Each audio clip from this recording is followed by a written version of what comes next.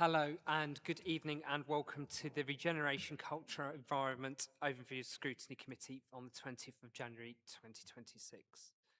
Thank you all for attending tonight. We have a lot of business on, so I want to go to item 1 first. So do we have any apologies for absence? Councillor Perfect? Yeah, thank you, Chair.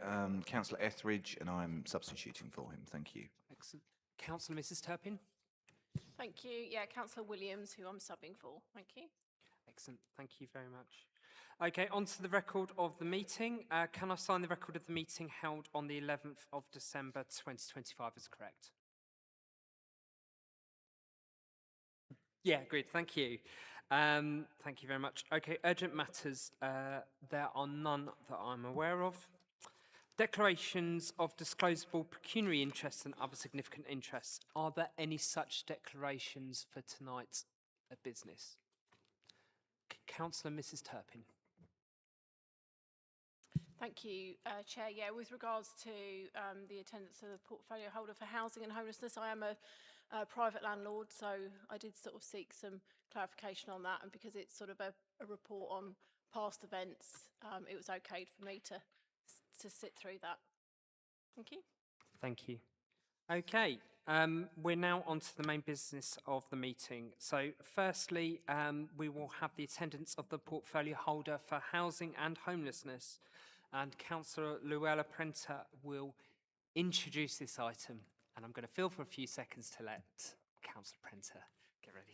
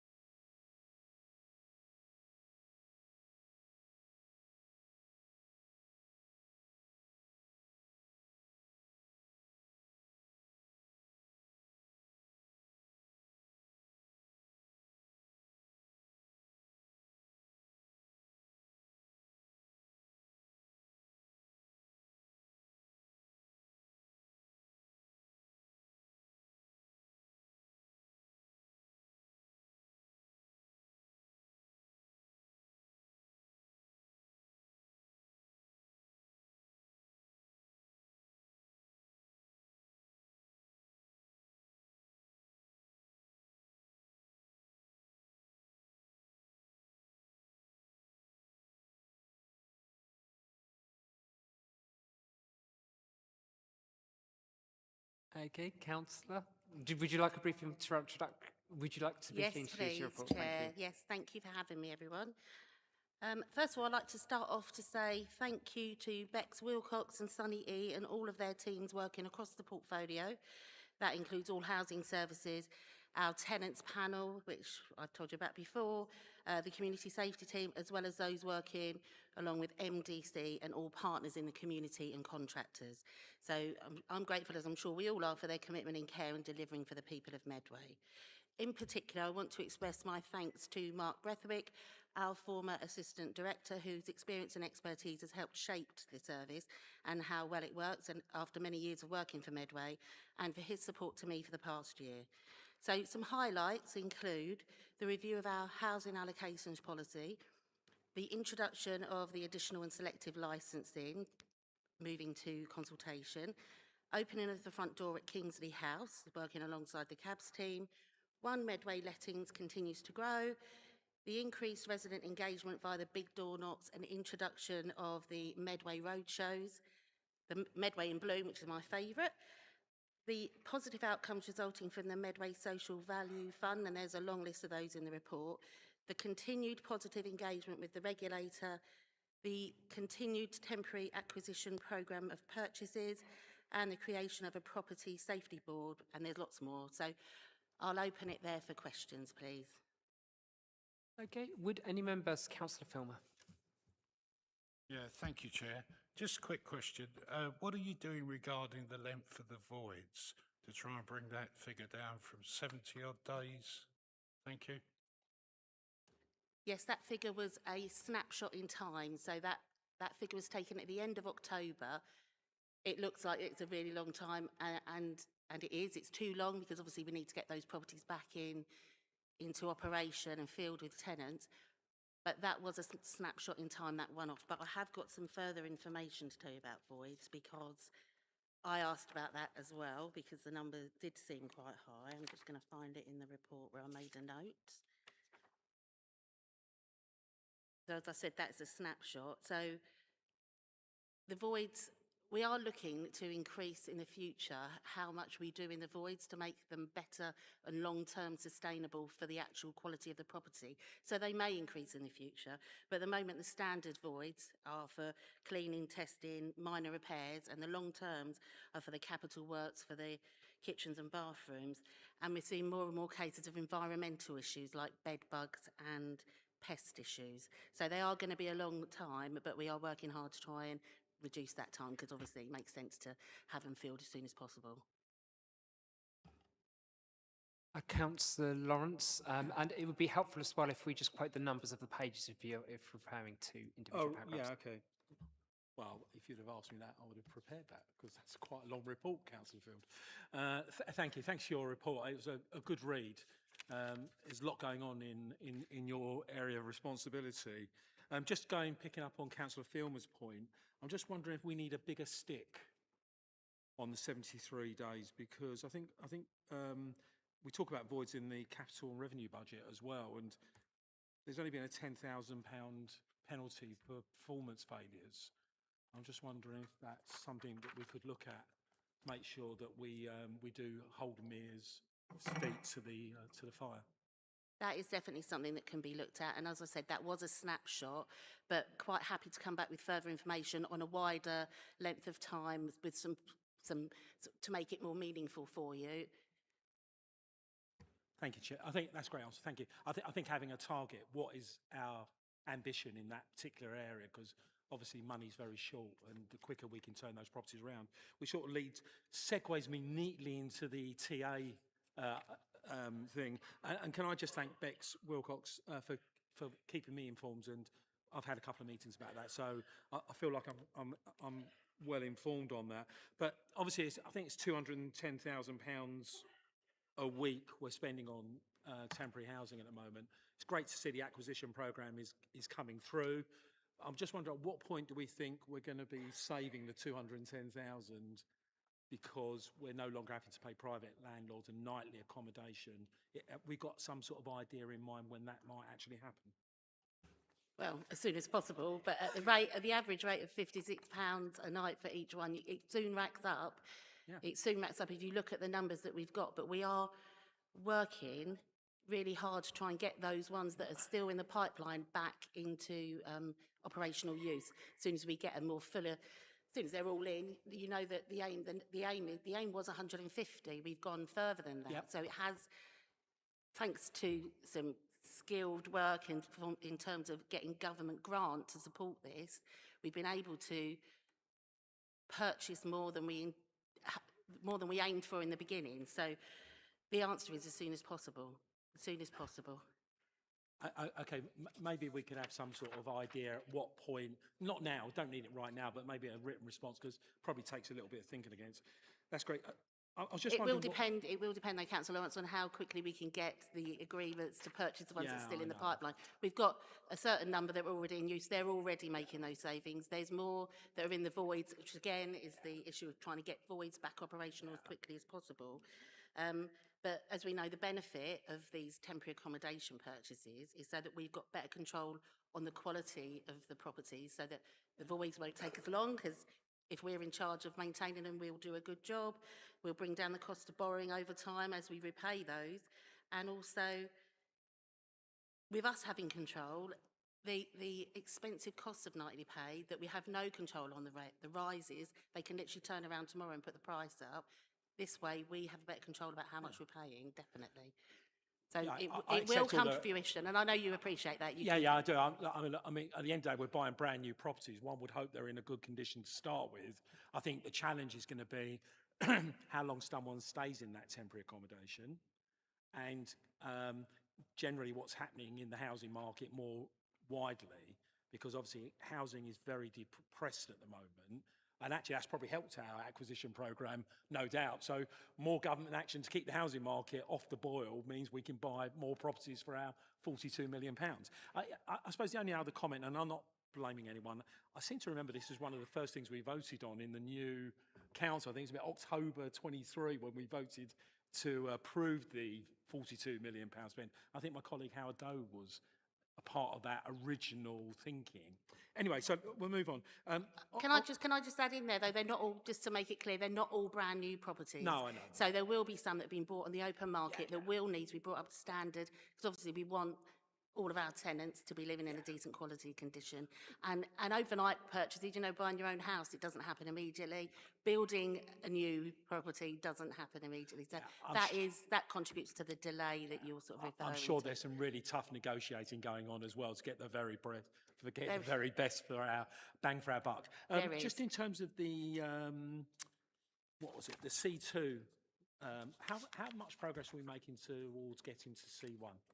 So the regular meetings with the regulator of social housing have gone from monthly to quarterly now. So that shows a real progress that they're reassured in the actions that we're taking. So we're moving in the right direction. In fact, we've got the next regulator meeting at the end of February. All right. And when's the next formal inspection that would allow us to get to C1?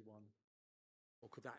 That's something I'll ask Bex. If I know that they you haven't want told us, at this but point Bex in might have time. more of an idea of when that is due. But it was in the same way as Ofsted. So the regulatory inspections are a 4-year programme. Yeah, okay. So we are unlikely to be inspected again for 4 years from last year. We're 95% complete on our continuous improvement plan. All right, brilliant. Okay, that's great. So just on new council housing, so I think the report says 107 council homes delivered since 2020, but there's still 3,000 households on the register. I'm just wondering if you think the 1% year-on-year stock increase target is ambitious enough to actually have any impact on the wait list? It is a target that we can meet, and we are looking. You'll see later on in our in your next paper that's coming here that we have got an ambition to grow that. In fact, I think we've already beaten it this year. It was 31, we've gone to over 40, but the idea is that we will move forward to grow the target, definitely, because that is one of the main ambitions for me, to grow social housing in Medway, because it's so needed. Okay, so what do you think's holding us back from actually doing it? And, you know, if 1%, so if our new target's 1.5% or 2%, what are the major drag factors on actually delivering that? It is timing of bringing papers to meetings. It will be coming forward shortly. Right, okay. So obviously we know.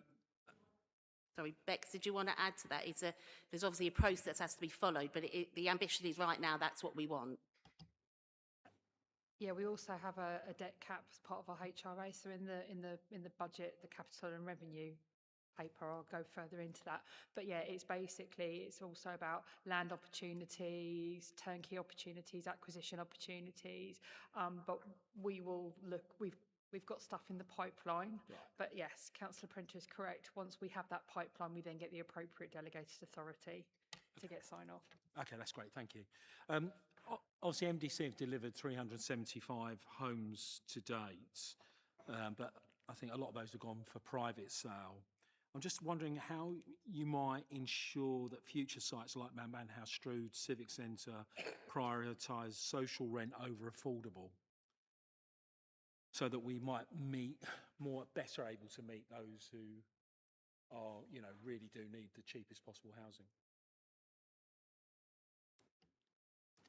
The viability there is for affordable housing. At the moment, just because of the nature of the site, where it is, and the works involved and the cost involved of turning it around, there's no viability for social rent. It is just affordable. Is there anything to add, Sonny? I think obviously we all know this will be down to planning. We know that there's a requirement in terms of the 25% hitting that, and then of course viability, the site And then obviously we're also still looking at off-site contributions, and also as a council, we're still reviewing the latest, if you like, policies that are emerging, for temporary policies emerging from government around helping to release more of that, more housing full stop, but also potentially an element of social and affordable. Obviously, Bex is the expert around what we can do in terms of social, so that might be another discussion. But absolutely, we will always be looking at MDC. Can we hit as high as possible in terms of setting that benchmark? It's all about viability, and then obviously unpicking some of the new guidance coming from government to help unlock that. Okay, thank you. I just thought in the back of my mind of this headline of 35 billion that Angela Rayner was banding about before she fell foul of HMRC. I thought that was for social housing, wasn't it? And are we getting any of that? So that's the new social and affordable homes programme, which is launched later this year. We have just successfully, which is highlighted in Councillor Prentice's report, that we have got some affordable homes programme that supported the delivery of phase 5 as social rent. That will be the first social rent that's delivered in Medway since council homes were built. With the other sites that are mentioned under MDC, we are their preferred partner with any additionality. So if the site isn't viable for affordable and social housing, we can look at purchasing additional homes. And if it's an additional home, we're able as a landlord to put in an application for grant in order to make that viable to purchase. Okay, thank you for that. Final question, Councillor Prentice. Well, actually, there was two. Sorry, sorry. There's always another question, isn't there? Councillor Perfits and I had a catch up with MHS, and there's clearly a big issue in social housing. There's no money for any build. I'm just wondering if we're working closely with the social sector, social housing sector, to make sure that we've got a bigger lobbying voice than just us. You know, we've got some really great connections in Parliament, some even here, who might be able to lobby for more money for social renting. And that was one question. My final question was, you know, the Wigmore Coach Park. Are you not embarrassed by the fact we're, nearly 2 years down the line and we still haven't resolved that issue? I'd be really embarrassed, genuinely. Thank you, Chair. Thank you. The answer to your first question is yes. The answer to your second question is, as you know, decisions were taken at the time that were taken at the right time, and that situation is what we were left with. I came into the portfolio following that decision. Since then, we've had legal case planning application that's been against the council, and we are looking at the options that are available. That is it, and I'm not embarrassed. It is not a decision I can take. It's not a decision to be taken overnight or lightly, because it is the future of a plot of land, and there are people living there and children that are attending school. So real detailed work has to go in to find out the best options, and that's not. I'm not rushing that through just be for the sake of it. It's got to be the right decision, and we need to have chance to investigate all the options available. Yeah, I mean, the point is, God forbid we get a decision overnight. If we got a decision in a year or 18 months, that would be great. But we lost 80 houses, of which 16 or 20 of them would have been for affordable rent. Do you know what I mean? So, shared purchase. I do think that we should be pulling our finger out and getting on and finding a solution. You've been very kind to answer some of my correspondence on this. But you know, I just wonder. You know, our term of office is up next year. Are we going to get a result before the end of our terms of office? Look, as I understand, I'm not. You can understand. I'm not in a position to comment on what a private developer is doing on a bit of land that's owned privately by a landowner. But as I understand it, there was a lot of objections to that from the local population, including yourself, Councillor Lawrence, on that particular development. So I can't really comment on that. I can only focus on what the council has control over.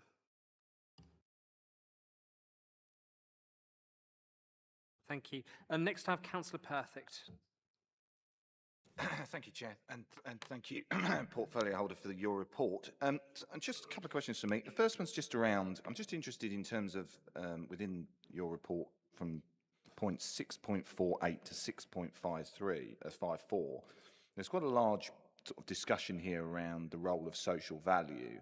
and the One Medway Social Value Initiative, which I've heard of before.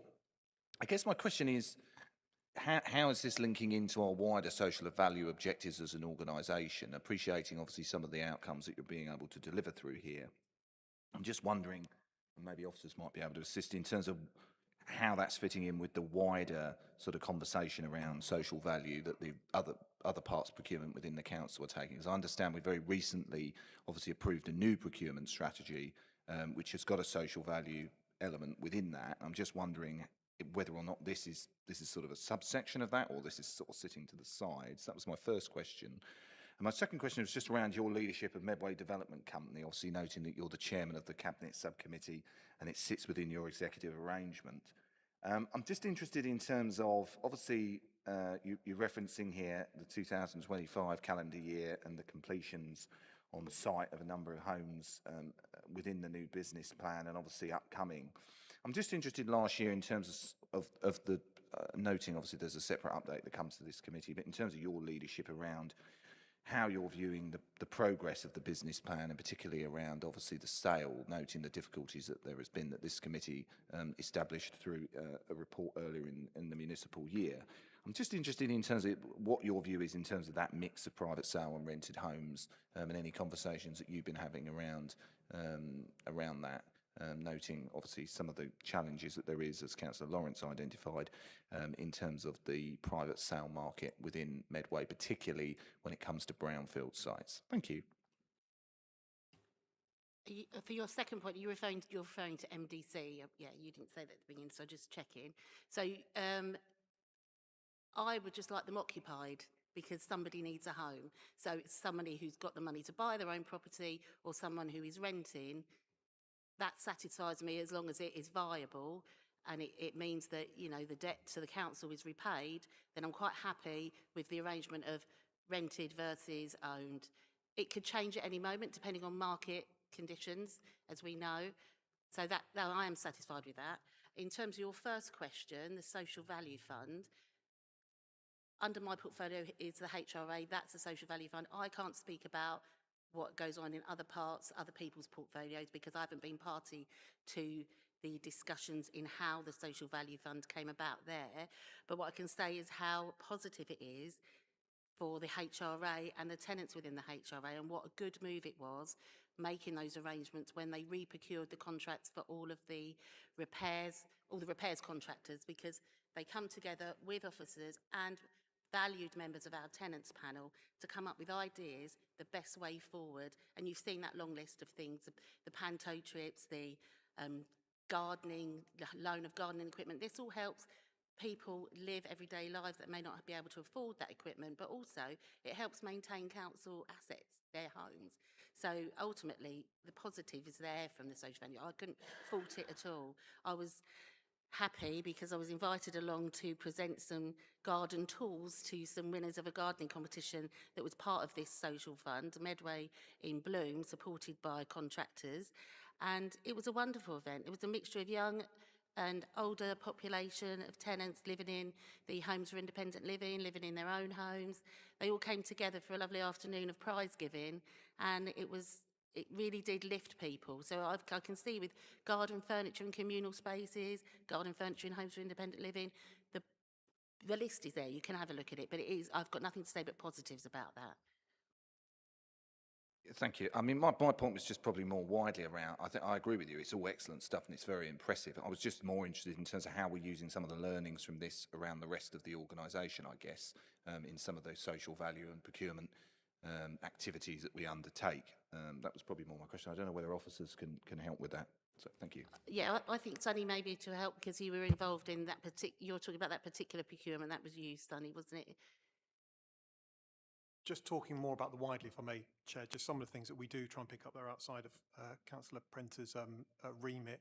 You'll be aware in December we launched, as part of the MDC, trying to offer up to 100 local residents some training and working with MDC contractors, apprenticeships, etc. So we do try beyond, if you like, that portfolio to try and expand as much as possible that social value and tap into that.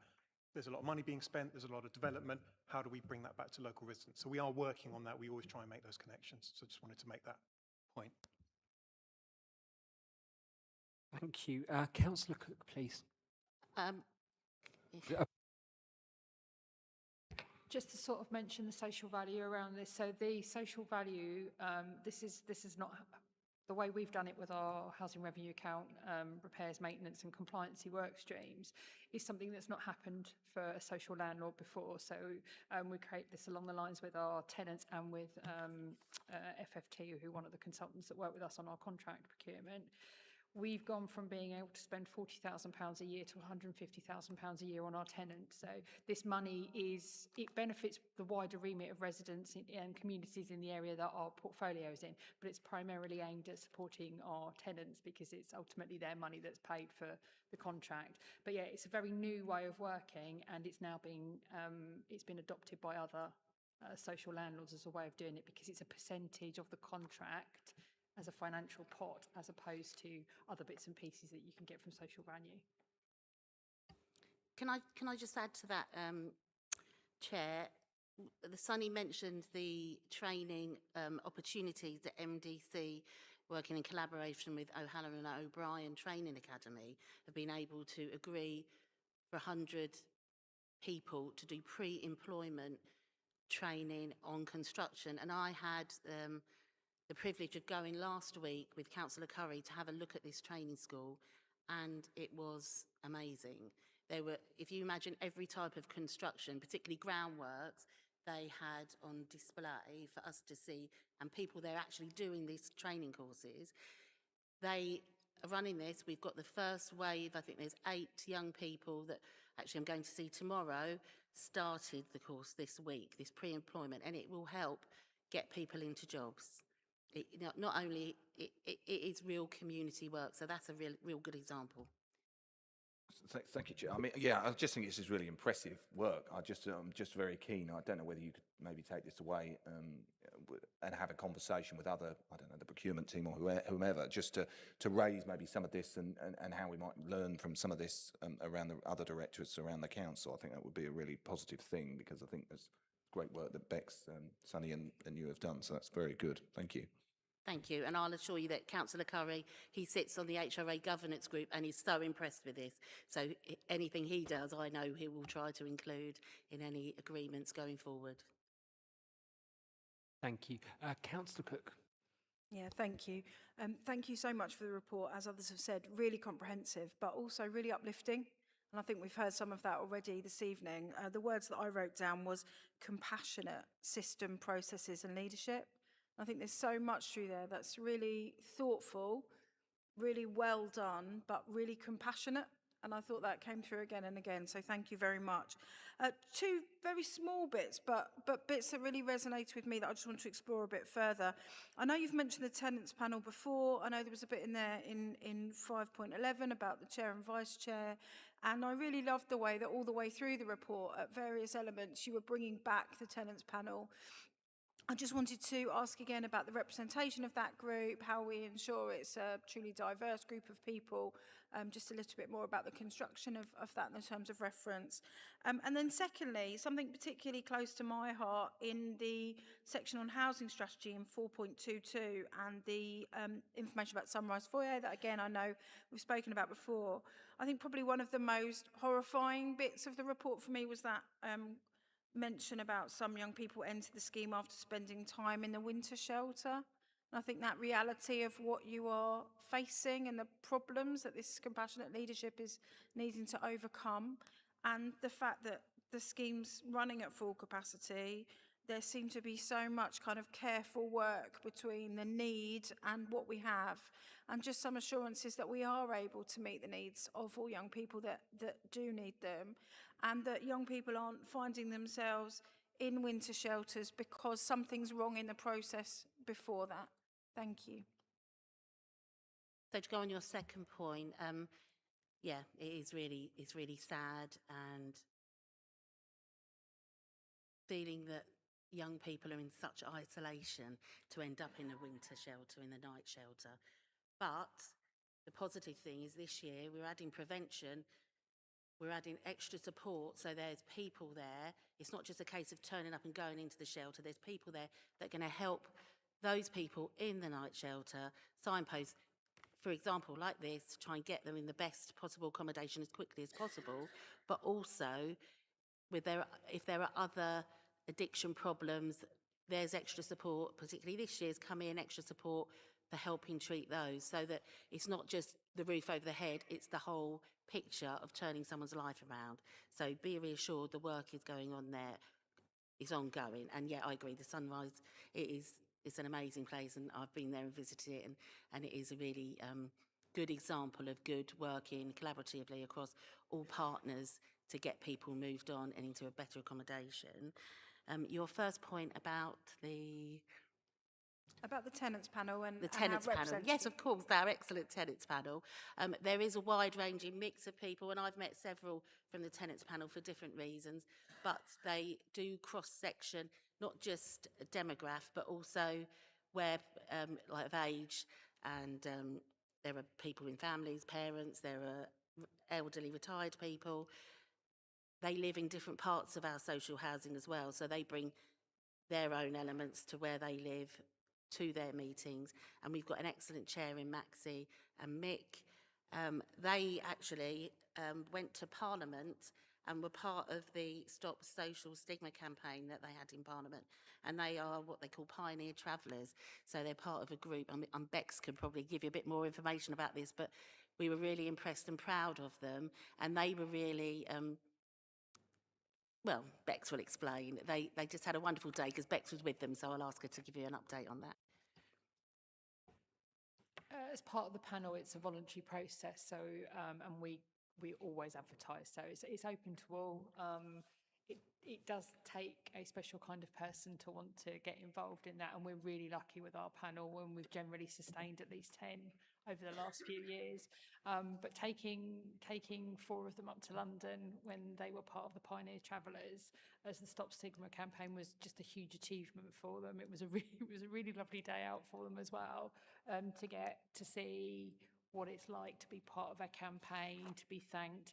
And Maxi spoke to the chief executive of the social housing regulator. She went and spoke to him, and the ombudsman as well. So she was quite happy and really proud to watch how our tenants over the last 2 years have really come out their shell to not just challenge us as officers, but also to challenge our governance group, and just to be proud of being Medway Council tenants. Yeah, thank you. That's really wonderful to hear, and huge congratulations. I think it's just that in terms of the terms of reference, I know people stepping forward and taking part, but whether it was kind of deliberately planned in the terms of reference that there's a particular representation of people from different locations or demographics, or whether it's a case of just making sure that happens as people come forward. Thank you. So the panel's open to all. So as long as you're a tenant of Medway Council, you can be a panel member. We are very lucky that we naturally have got it's both diverse from age and ethnicity, gender, but also they are dotted all over our portfolio is in quite a small geographical area, but we have got a representative from each of our main areas, so Brompton, Twiddle, Gillingham, and also Rainham. So we are lucky that it's naturally formed like that. And so, yeah, we just naturally encourage it as we do the big door knocks, tenancy audits in our housing matters. Thank you very much. Next to Councillor Mrs Turpin. Thank you, Chair.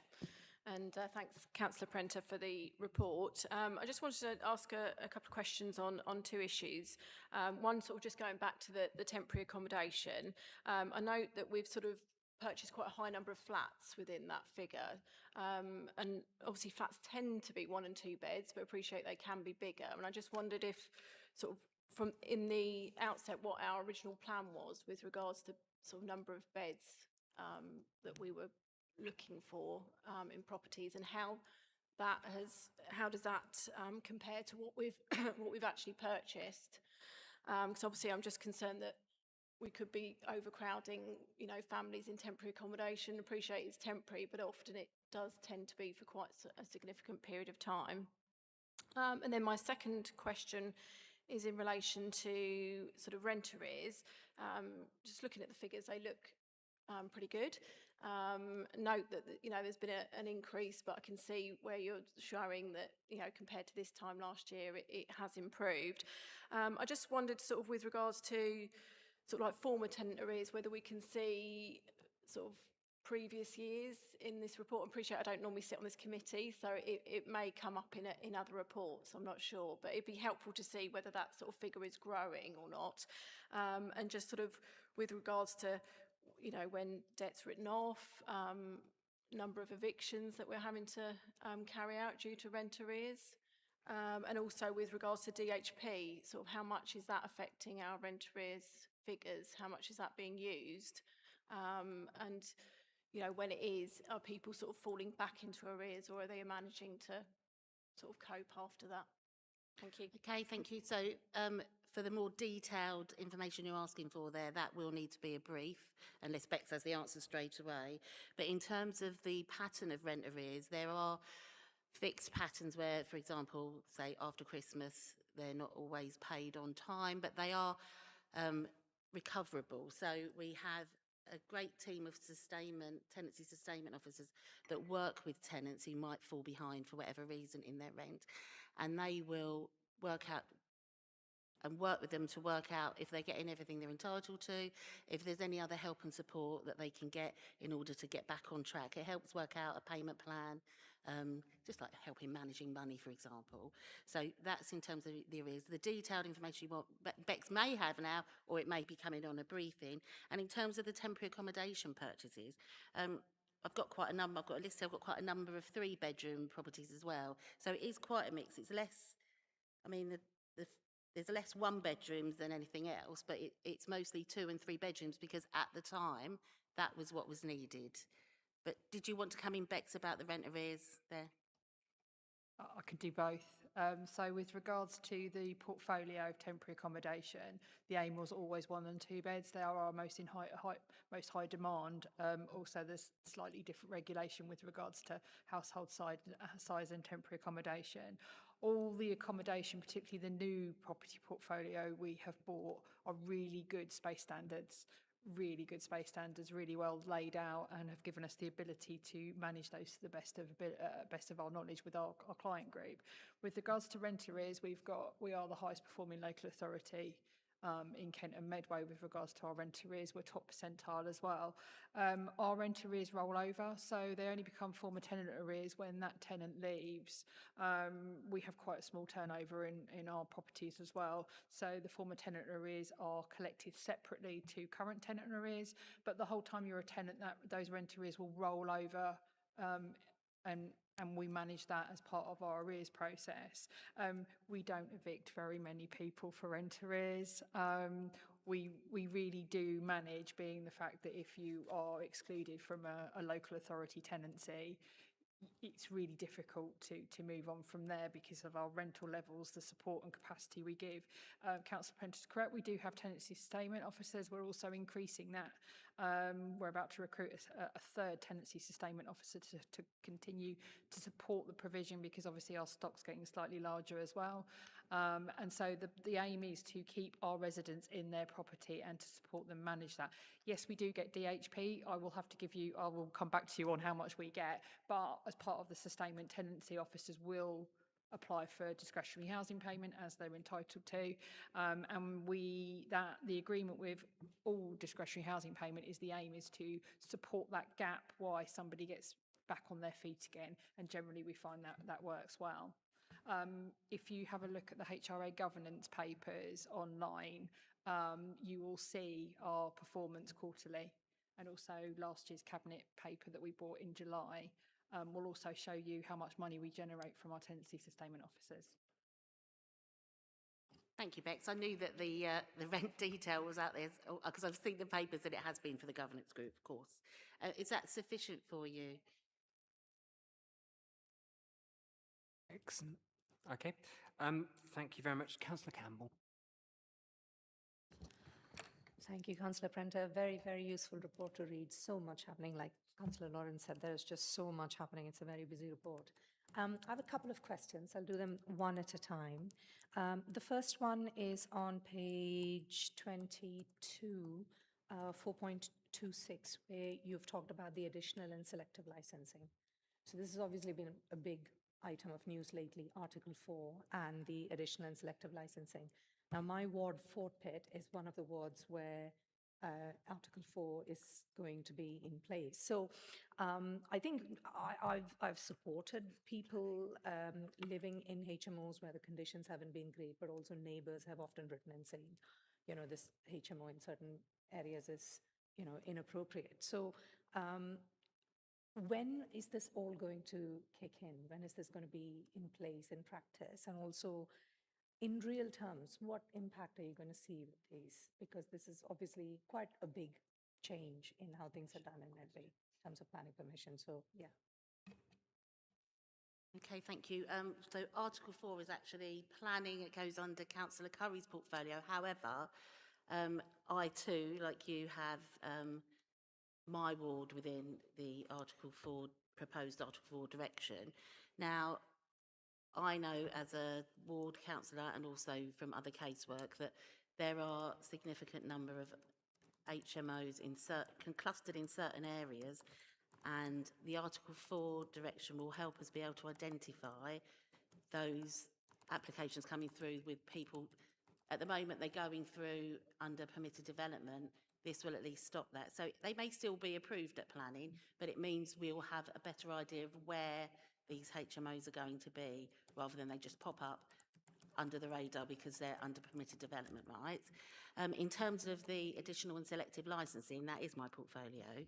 And as you will know, as a group member, the Labour group has long wanted to see licensing on private rental accommodation. And since we've been in, obviously it's not an overnight process, but it is something that we have investigated and wanted to bring forward. So I was pleased to bring it forward. We started off with an exercise to establish the need.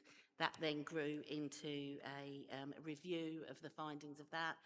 That then grew into the feasibility study that determined the wards, such as yours. There's 7 in total that come forward in the paper that I brought in October that would be proposed under the additional and selective licensing. So we've had a long time of it not happening, but now with the administration we've brought this forward, and I look forward to it being following a period of consultation, because we're doing it right. That's why it's not overnight.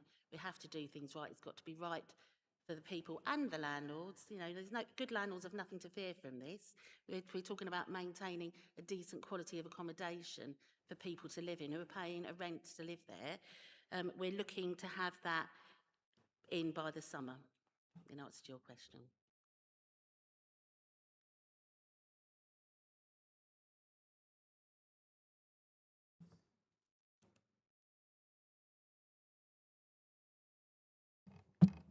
No, this works now. Thank you. Yeah, absolutely agree with you. If you are doing things properly as a landlord, there's nothing to be worried about. This is just making things of the standard that they always should have been at. So absolutely agree with that. And then I had a question about on page 19, where you're talking about the winter shelter. So in a previous life, many years ago, I used to run the operations for the first Medway winter night shelter that was run by Churches Together in Medway. And there was nothing of the kind at that time. That was like the kind of pioneering winter night shelter thing through a few months in winter. And it was a huge operation with hundreds of volunteers involved in setting up at different churches every night. And yeah, it was incredible. And that first year, there was no space for the kind of work you're talking about now, signposting, sort of casework, as it were. People were just coming in, being fed a warm meal, and then that was it. So it's really great to see that the council is now doing that in a much more structured and organized way, where people do have access to a wide range of support services, and then they can, like with the young people that Councillor Cook was talking about, they can then be signposted to other places. So that's really great. Now, how long does this funding last for, this winter shelter? Is this something you're looking year by year, as in there's no future secured for it, or do we have the money to run these winter shelters every year? So we've got you're right, it's a brilliant thing. You're groundbreaking. You're the first person, first one in there to do it, but it is really beneficial, and it runs our own winter shelter. So we've got the sweat provision, which you know about, when it goes below 0, which everybody is aware of. The temperatures fall so cold, we don't want anyone outside. But the winter shelter running from January to the end of March is funded from government funding, topped up by the council and public health, because ultimately helping those people is helping public health in the long run. It's helping housing in the long run. We have an ongoing settlement, a commitment for 3 years, I believe, and that is going to be, that's what we haven't had in the past. So the government has given that. So we do have, we're expecting it to run for the next, well, I'd like it to go on forever, but I wouldn't like to have homelessness forever. I'd like to see that eradicated, so there's no need for it. But in the short term, we are expecting to continue. Yes, so it's a slightly different model this year. So we've done it in partnership with AMAT following a tender process, and Councillor Prentice wrote, because we've got a 3-year settlement, our intention is to start the tender process in the spring to prepare for the winter shelter for 2027. So our aim is to continue to provide similar or better provision for 3 months a year between January and the end of March. We have one of the best provisions across Kent and Medway as well. That's due to the great partnership working, but yeah, so the aim is to for that 12-week period is that we do provide that. Thank you. That's really, really heartening to hear that, about that provision being sort of the best in this region. That's really great. And the final question I had was page 36, the One Medway social value. So I kind of wanted to echo what Councillor Perfect's already said. It's a great idea, it's a great scheme, and we should definitely look at kind of scaling this up across all council procurement contracts to see what we can do. Such a great idea.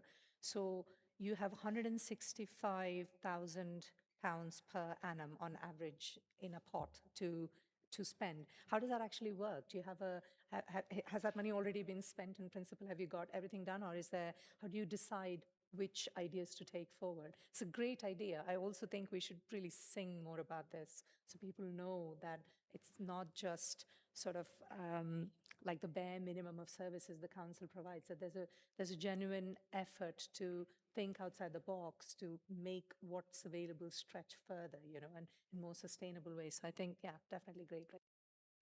Thank you. And this, and I can't praise it enough, because it is an excellent example of thinking outside the box. Adam Spokes and his team, when they were going through the procurement process, brought this forward, and as you say, it's £165,000 to be spent, but it is spent with proper consideration. There's a panel made up of our wonderful tenants. It's got officers in there, and also representation from the contractors, and they get lots of ideas through tenancy engagement.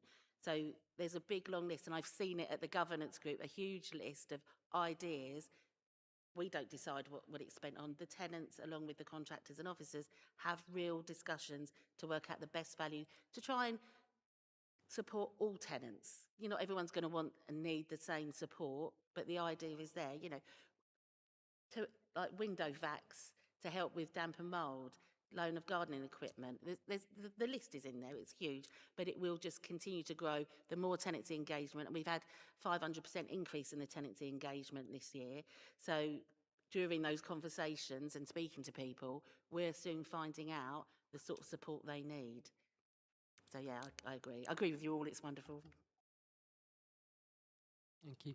Okay, the last person I have on the list for this item is Councillor Doe.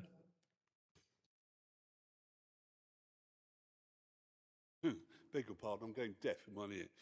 I wonder if I could just look at the sort of the long term, really, of our housing programme.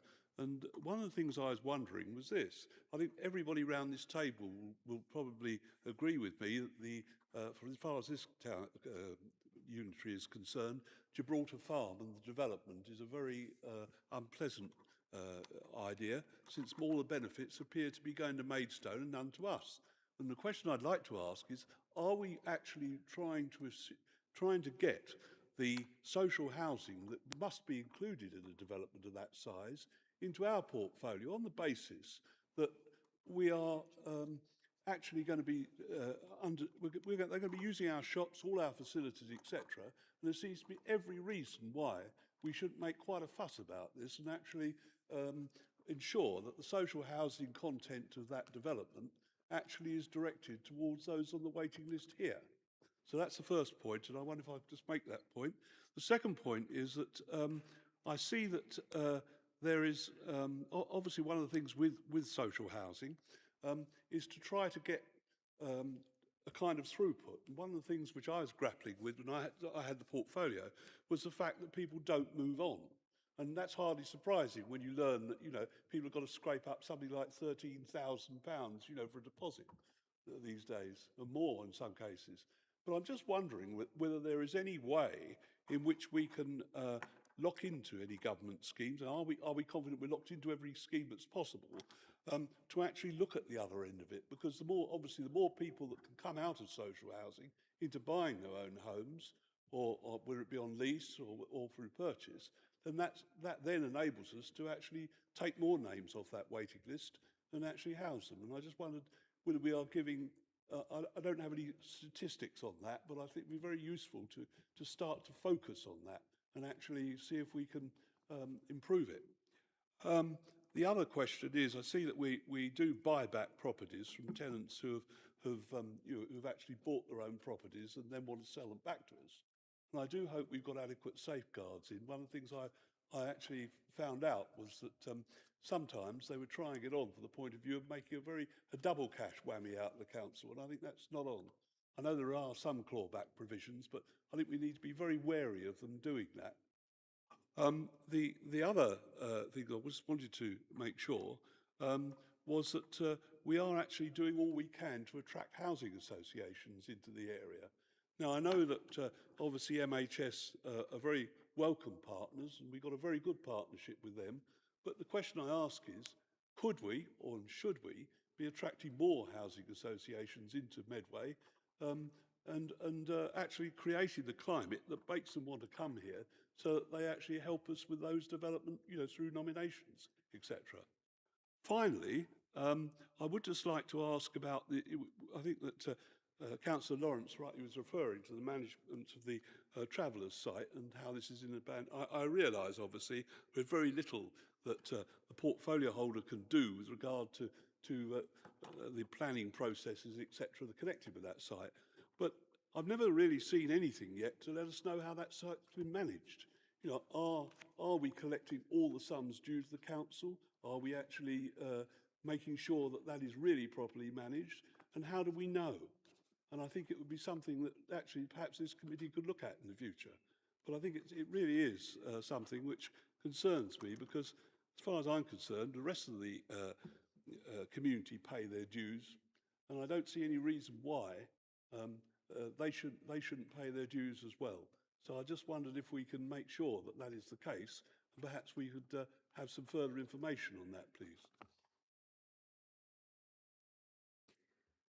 I'll try and answer those. The final point about the Wigmore site, the occupants are paying, they are paying. So that's the answer to that. Bex may want to talk more about any engagement with them, because I know she's been there and met with the families that live there. Regarding the right to buy, is obviously the Conservative right to buy move allowed the social houses to be sold in the first place. Yeah. But in terms of us getting the best value for money when they come back on the market, if we're in a position to buy them back as part of our own scheme, they are value for money, then we will do that. We have no control over what people sell their homes for. Likewise, if people want to stay renting their social home for their lifetime, they can. We support them in maintaining their tenancy so they can live the best possible life they can. Everybody, not everyone wants to buy their own home. I agree with that. So we can't impose any restrictions or any sort of direction to make people move on. People have a long-term all I'm really saying legacy. is encouragement rather than anything else, Their people have their own choices to live as they choose. Was there anything else in your, I know you made a point for the first one, was there anything else that I haven't answered? Well, I think there is this question of the putting a foot in the door on the development sites that are around us rather than now hugely, because whatever happens, I mean, it's not likely that we should be going into the same council hat as Maidstone. And I just want to make sure we do get our share of nominations there. It might be something you want to take up outside this meeting, but I think we do need to do that. And the other question really is related to that, because actually I've seen the list of sites we have here, but we need to have quite a long look at these sites that are coming forward, because most of these sites were around when I was doing it, you know, and they are I know they were due to come through at this period, but are we looking, you know, 3 or 4 years ahead to make sure that we've got a real pipeline of sites that are going on? Yes, we are, and yes, I will take that. Bex, did you want to add more about the park and ride site? Yeah, so with the Wigmore site, they pay a licence fee that covers refuse collection and toilet provisions. They're visited every 2 weeks by members of my staff that also look after our Couchman Traveller site. And we've been engaging with the residents ever since they've been on that site as requested. With regards to engagement with registered providers, we have an enabling which sits within our development and acquisitions team, which is headed up by Lisa Webb. Her and her team engage with developers and housing associations as site come through. So we already work with Golding Homes, Moat, Anchor, MHS, Orbit, West Kent Housing Association, Town and Country, Southern Housing. So we've got quite a lot of housing associations already working in Medway, and particularly Orbit have recently had a restructure, so very keen to do more provision in Medway. So they're engaging with us on conversations with that, as well as with planning. With regards to stepping into home ownership, the current programme is social and affordable housing products. So the government's very keen to drive forward a higher delivery of social and affordable housing.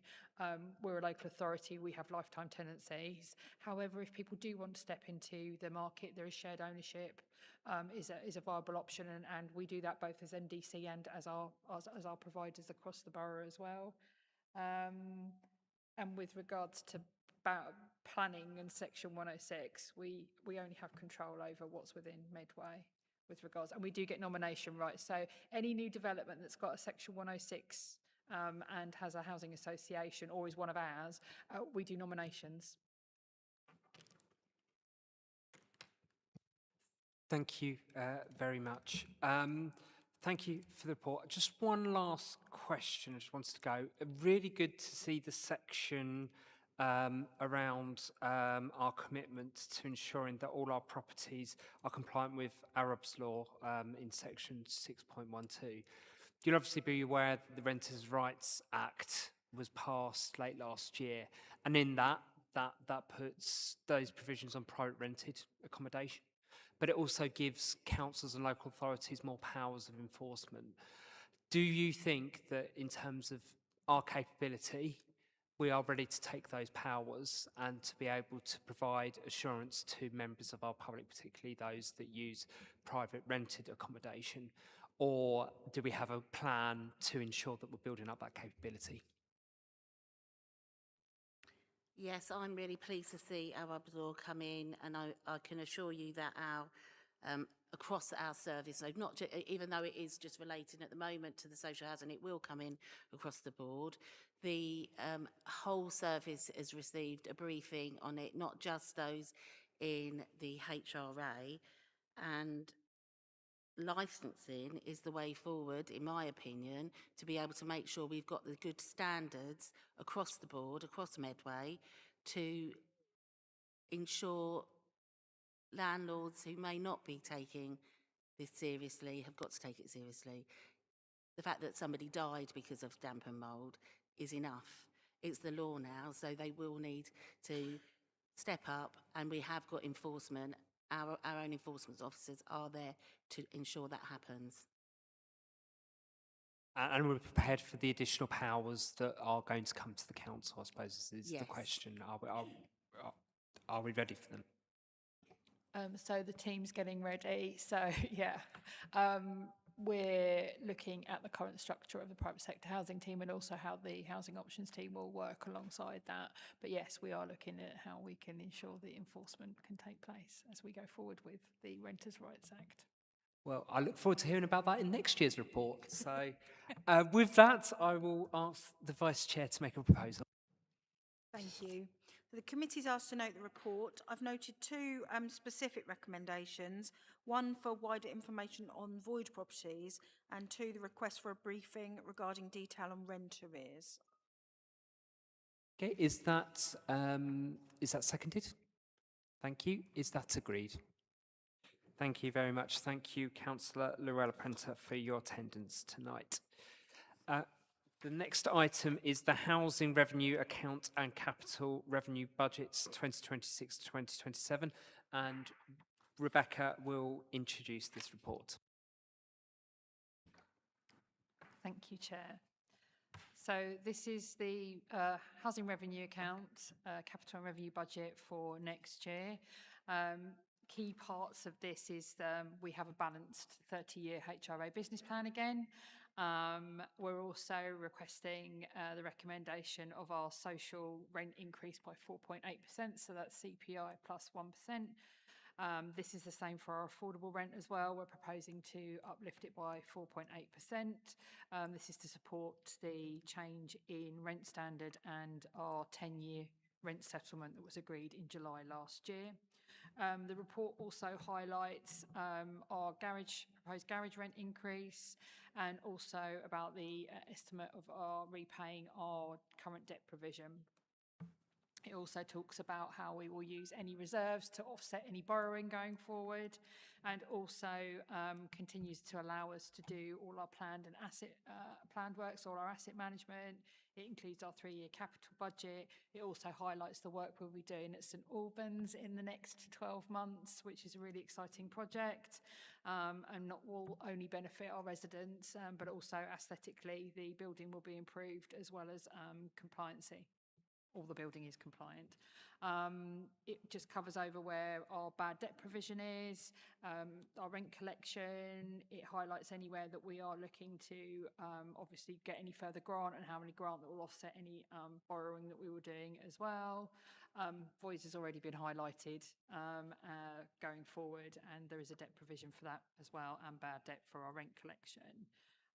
Overall, the report is positive. It shows the expenditure that we are proposing on our repairs and maintenance and on our planned capital works, and we will be looking forward to redrafting our 3-year plan next year as well, going forward.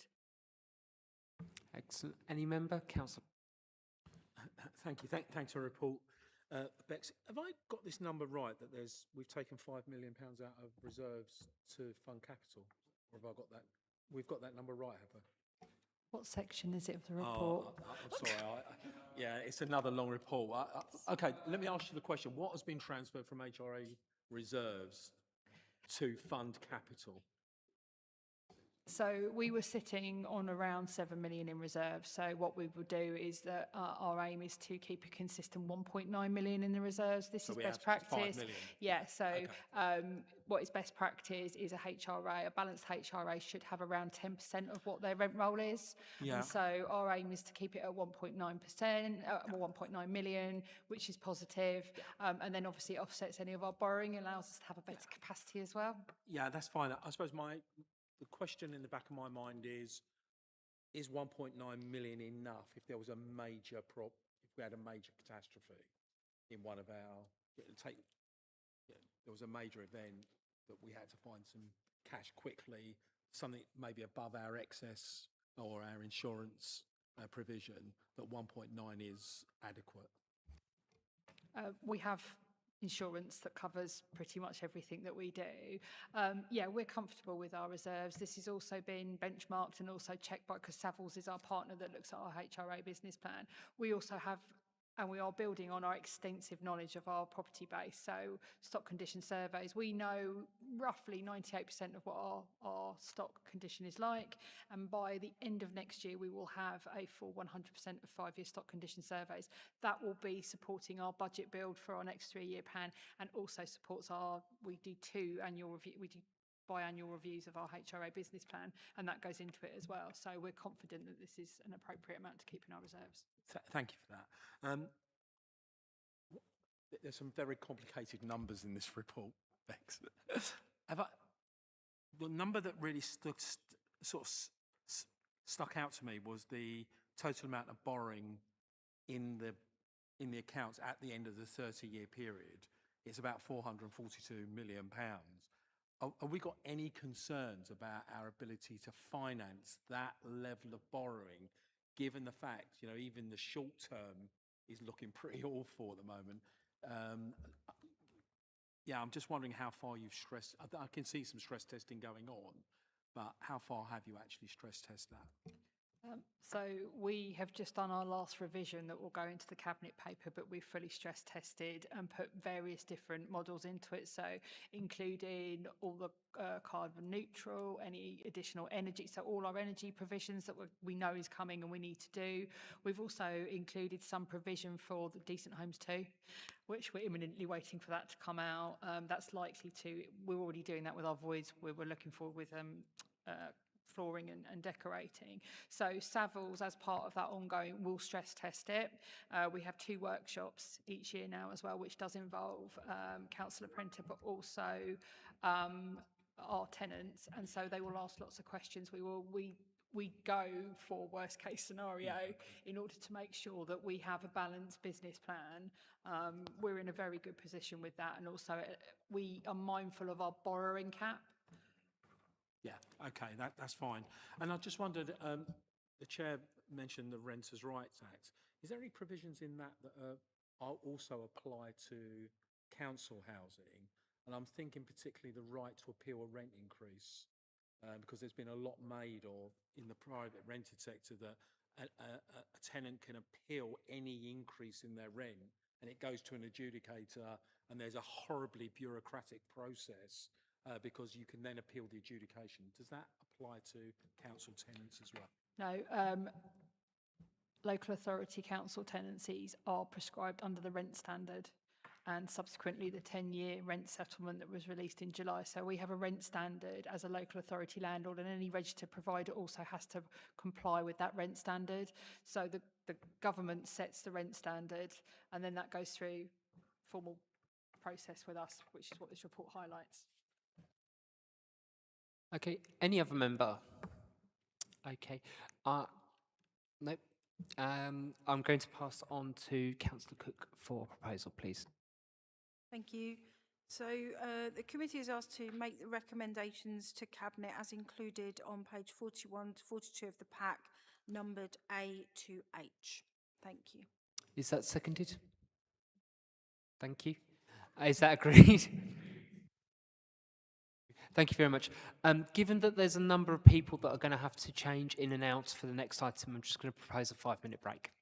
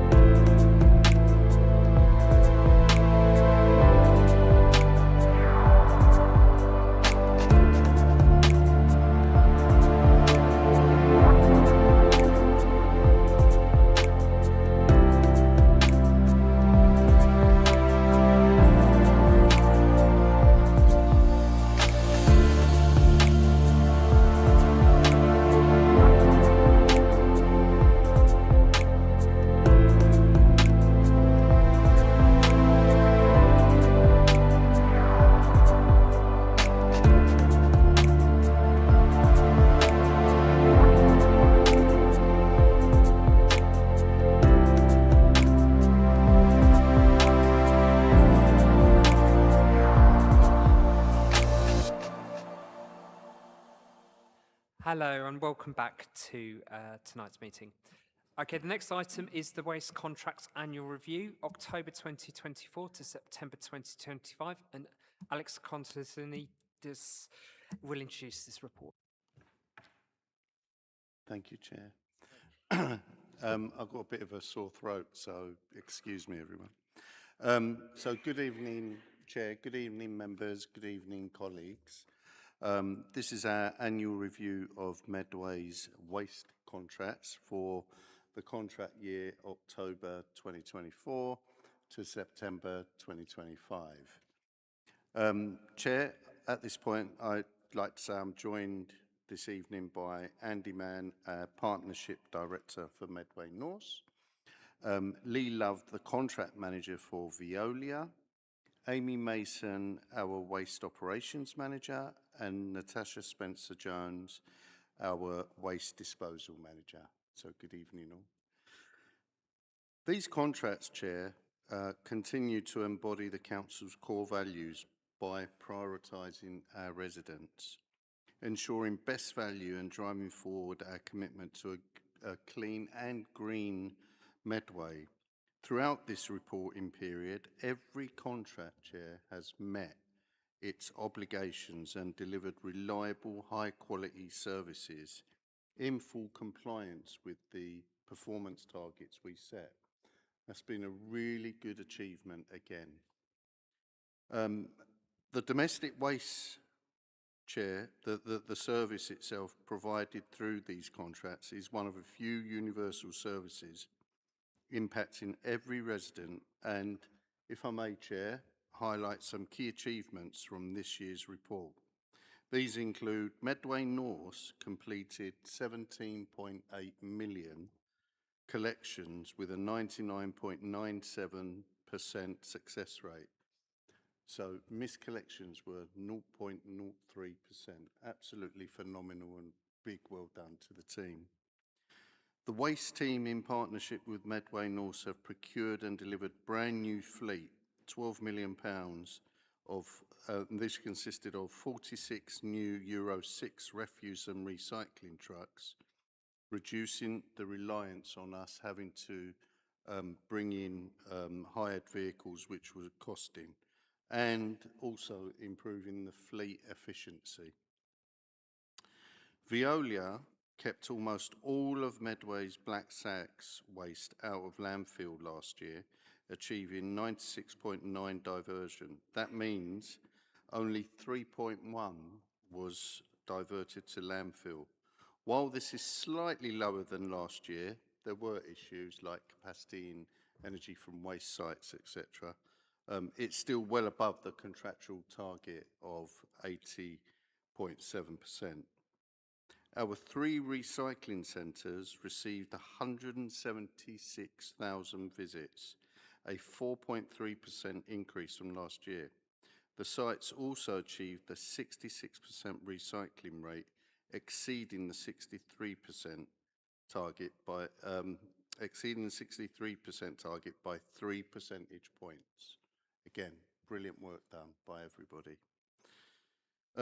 The report highlights the aims of the new contract year, and as well as these, we're also working on local government reorganisation and legislative improvements to ensure we are compliant when the new regulations kick in. In terms of feedback, Chair, we received 58 compliments demonstrating how strong customer satisfaction and positive feedback is. No complaints were escalated to the local government ombudsman. Again, a very good achievement. There were 0.001% stage 1 complaints we received during the reporting period of this year. Again, absolutely phenomenal and well done to the team.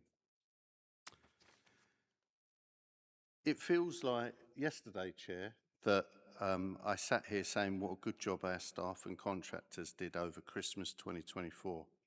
And again, if I may, I wish to mention the diligent efforts and amazing work over this year's Christmas period, ensuring our residents receive top-class quality service. And I think I'm safe to say, no complaints.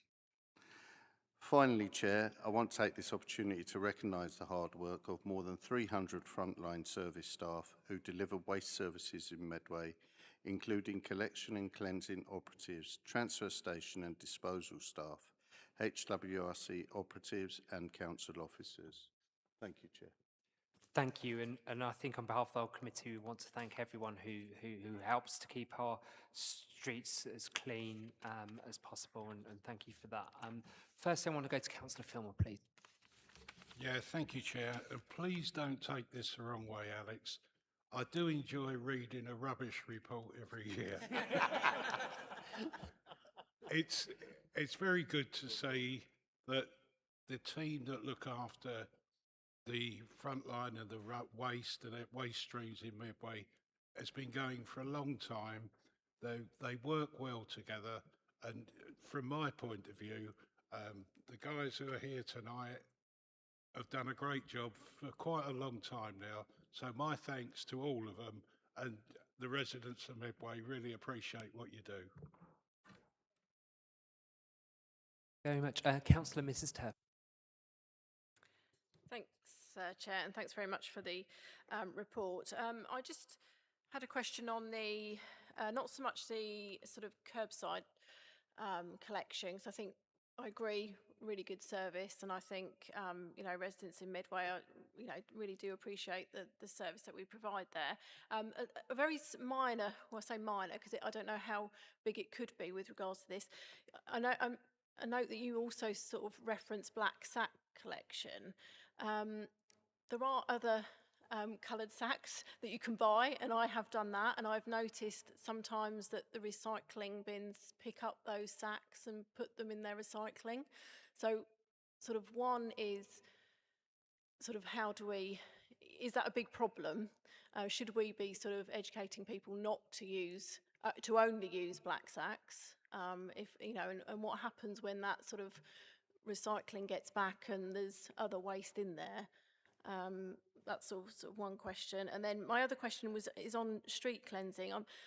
I've noticed sort of quite a deterioration in the last probably 6 months to a year. A lot of rubbish in the streets, and it's sort of sitting there for days on end. I'm having to sort of report in quite a bit. Just sort of black sacks that have been dumped either by individuals or possibly by businesses and then being pulled apart by boxes, and it's just one I've just sort of reported in today because I've been walking past it for the last week, and it's just really disgusting. But I just wondered what the process is, why it's not sort of being picked up by, you know, the people who are doing those rounds, why they're not seeing it. Thank you. Thank you for the questions. I'll answer on behalf, and Amy, if anything you want to chip in, chip in. In terms of the bags on collection, waste presented in black bags is straightforward for the crews to collect. They're moving down the road at pace, and those of you that see them every week come round, they are not hanging around. When we make their life difficult in terms of having to interpret what's what, it is a problem. So yes, we do need to communicate, and I suggest we take that away as an action and do something in the comms to re-promote the black is black scenario. It also kind of compounds the issue with the bin issue, or the street issues of black bags and bags torn open. We took a decision 2 years ago to switch our general bins on the high streets and around the bins around Medway to blue bags. So we know a blue bag is a council bag basically and can be collected. Anything else that is on the street outside of a collection day is normally left and part of a process with the enforcement team looking to try to determine whose bag it actually is, because we try to work on that. That has become quite a big problem, but the enforcement team are doing a great job at this point in time, and that's actually, if there's one team that, Alex, you failed to mention that's probably that team as well, because they form part of a joined up process that we're all working together on at the moment. So yeah, I think that team deserves a credit as well. In terms of the general street cleansing bit, we are and continue to work very closely with the strategy going forwards, and there's a lot of conversation going on at the moment about targeting the right areas at the right times. But it's a never-ending piece of work. We are very comfortable that we're hitting the targets, hitting the frequency, and the report shows it. But that doesn't necessarily mean we've got it 100% right for Medway in terms of that service. Yeah, at our monthly contract meetings, it's something we talk about frequently, and it's something we've been talking about at the strategy meetings as well. So I am comfortable that we are looking at enhancing where it might be needed, but of course, with limited finances available and resources, we have to move the resources around. One place is going to gain, somewhere else is going to lose. It's that compromise across the whole of Medway piece that we need to look at. Thank you. Next, Councillor Lawrence, please. Thank you, Chair. I'd just like to iterate what Councillor Filmer says about the quality of the collection. It is an outstanding service. And I live and represent in Hempstead and Wigmore. I've never had any residents say there's a problem with the bin service, so it's a magnificent job. And you're right, you'd get very fit collecting rubbish in Medway, I tell you that for now. I just had a few, three questions actually, Chair, just in terms of the simpler recycling move and mandated weekly food waste collections. Who's bearing the capital cost for the new containers? And is there any impact on the Medway North management fee for implementing that service?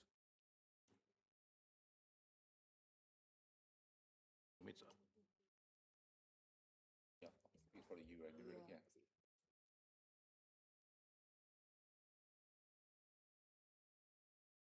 So we have a grant that's come from DEFRA, which will be funding the food waste in flats. So currently we have procured our containers and a company to deliver those containers out to residents. And sorry, okay. Let me start here again. Right, so what we're doing is our food waste collection, we're extending that from our current service that we're providing. Containers will be supplied to residents, either a 140 container or a 23-litre container. They also will be given a 5-litre caddy as well for their kitchen, and we're working with Medway North as well at the moment to work in those schedules on bringing those properties online to do collect under our organic service, and we're finalising our comms plan ready for the 1st of April. Thank you. Thank you for that. Just in terms of fly tipping, I'm just wondering how much of the Section 106 money is actually being directed to enforcement rather than just clearance, because I think if we can enforce more, and there seems to be a lot of technology out there now, including everything from drones to hidden cameras and everything else. There are regular spots. I mean, there's one not far from me near Lidsing, where opposite a farm entrance, the poor farmers having to clear waste on a regular basis. But yeah, I'd just be interested to know what we're doing in terms of enforcement rather than just clearing up after the fly tippers. Thank you. I think probably the best thing, there's lots going on is what I'd say to you, Councillor, an awful lot in terms of the enforcement. What's probably best if I do a briefing note that outlines all of that, because these colleagues here don't do the enforcement side of it, but we certainly have a really good story to tell on that. Okay, that'd be good. I think, the publicity would maybe act as deterrence as well. And just finally, in terms of energy market constraints and the 3.1% drop in the landfill, what is the contingency if Viola's processing facilities reach full capacity? Thank you. Do you mean... Sorry, are you talking about if the landfill reached capacity? No. So I believe it's EFW project. Right, apologies. So unfortunately, landfill was our contingency. The issues that we've had this year, and Lee, you might want to jump in, have been where EFW facilities have had to close because they've needed to have different work done, and then there isn't the capacity at the other site to take it in. That's why we've needed to use it. So unfortunately for now, landfill is the only alternative. Apologies. Yeah, just from a Veolia perspective, so landfill is always a last resort. As you know, we don't want any waste going to landfill. With exceptions, with Christmas, etc., we always have a number of contingency off-takers, whether that be ERF, which is the energy recovery facilities. The main issue, especially over the last contract year, has been nitrous oxide canisters. They go into the burners, they explode, which then in turn damages the grates inside these ERF facilities, which then means major repairs, which they have to shut the whole plant down. We have contingency facilities in place, other than landfill, so that'll be RDF, which is refuse-derived fuel, which we will then shred, bale and send for export to European countries for the same ERF facilities. I hope that answers your question.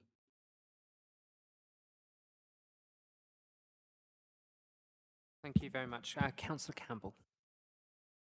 Hi, I just wanted to echo what everyone says about a fantastic service. My personal favorite is around Christmas time, especially Christmas Eve, when all the waste collection men, they arrive in really interesting Santa hats and sort of headgears, and like there's sometimes even tinsel. I really, really enjoy that. So I will admit I go out looking for them on Christmas Eve to see if I can spot that. There's something just really joyous about that. People doing this job of collecting rubbish, sort of the most overlooked part of services the council does, yet the most essential, and doing it so joyfully. It just always makes me smile. So I really like that.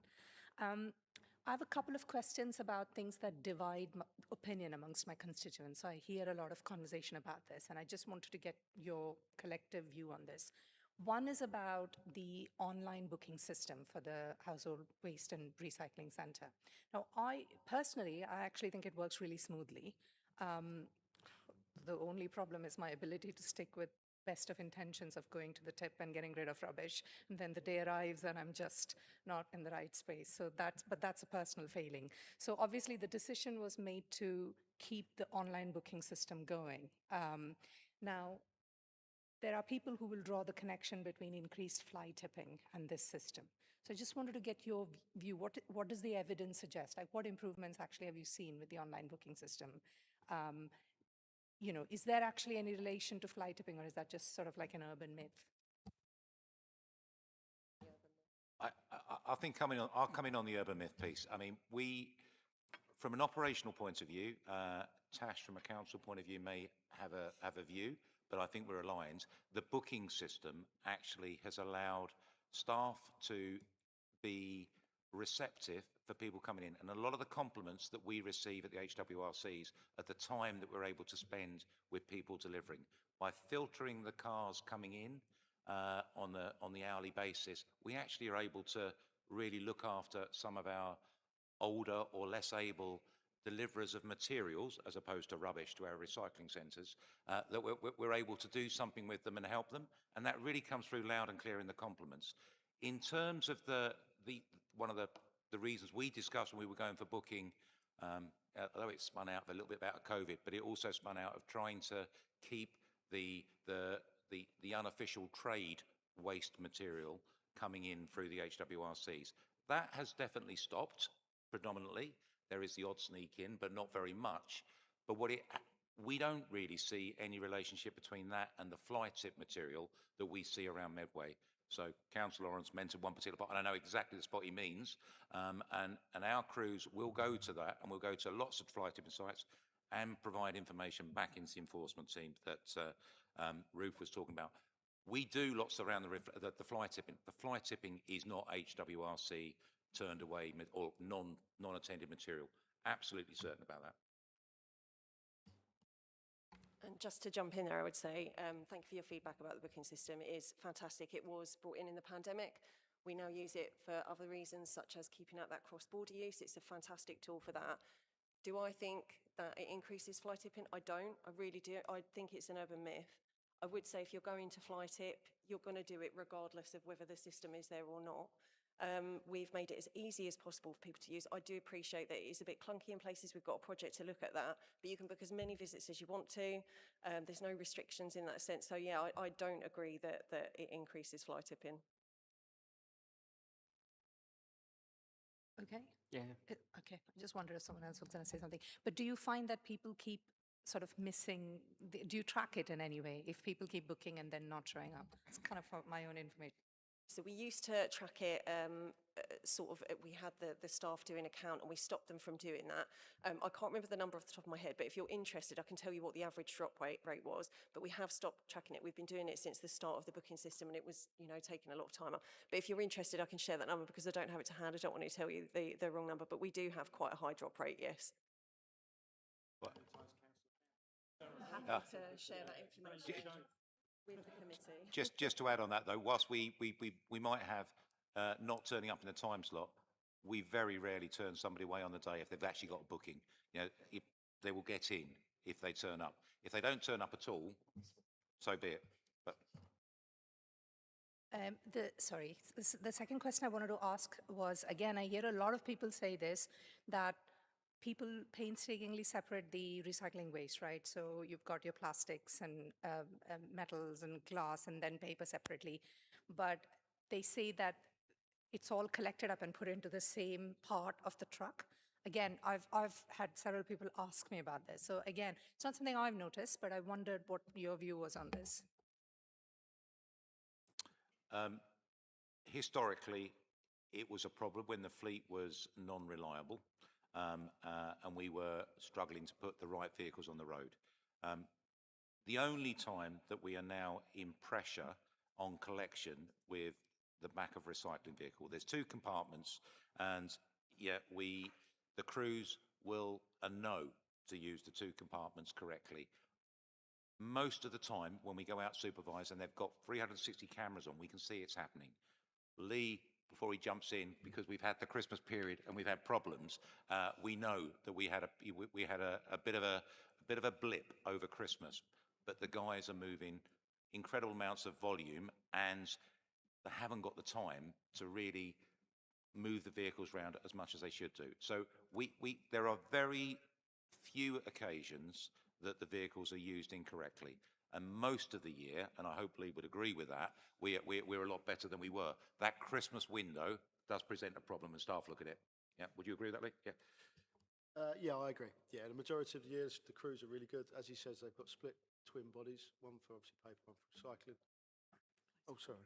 There is on occasion the odd trucks, like Andy said, over Christmas period, whether that to be with sheer volume that's to be collected. If that does occur, when that does come into the transfer station, we do have the staff there to obviously take photos, report that back to the council, and then the guys will separate it as well before it goes out to be reprocessed, etc. Sorry, just to clarify, so you're saying it's because of high volume and staff being rushed or not enough space in the trucks? Is that what you're saying? No, it really is. It is volume at the time when the truck's being full, and really is now with the reliable fleet, new fleet that we have, purely a very high density. So yeah, we might have a problem over a bank holiday if it's a hot bank holiday in the summer, but we will remind the crews. And Lee's guys at the transfer station are fantastic at giving us a kick up the backside when it happens. But they also do a fantastic job in terms of secondary segregating on site. It's the joined up nature. We're a team that worked together for a long time, and we do work in each other's best interests as much as we can.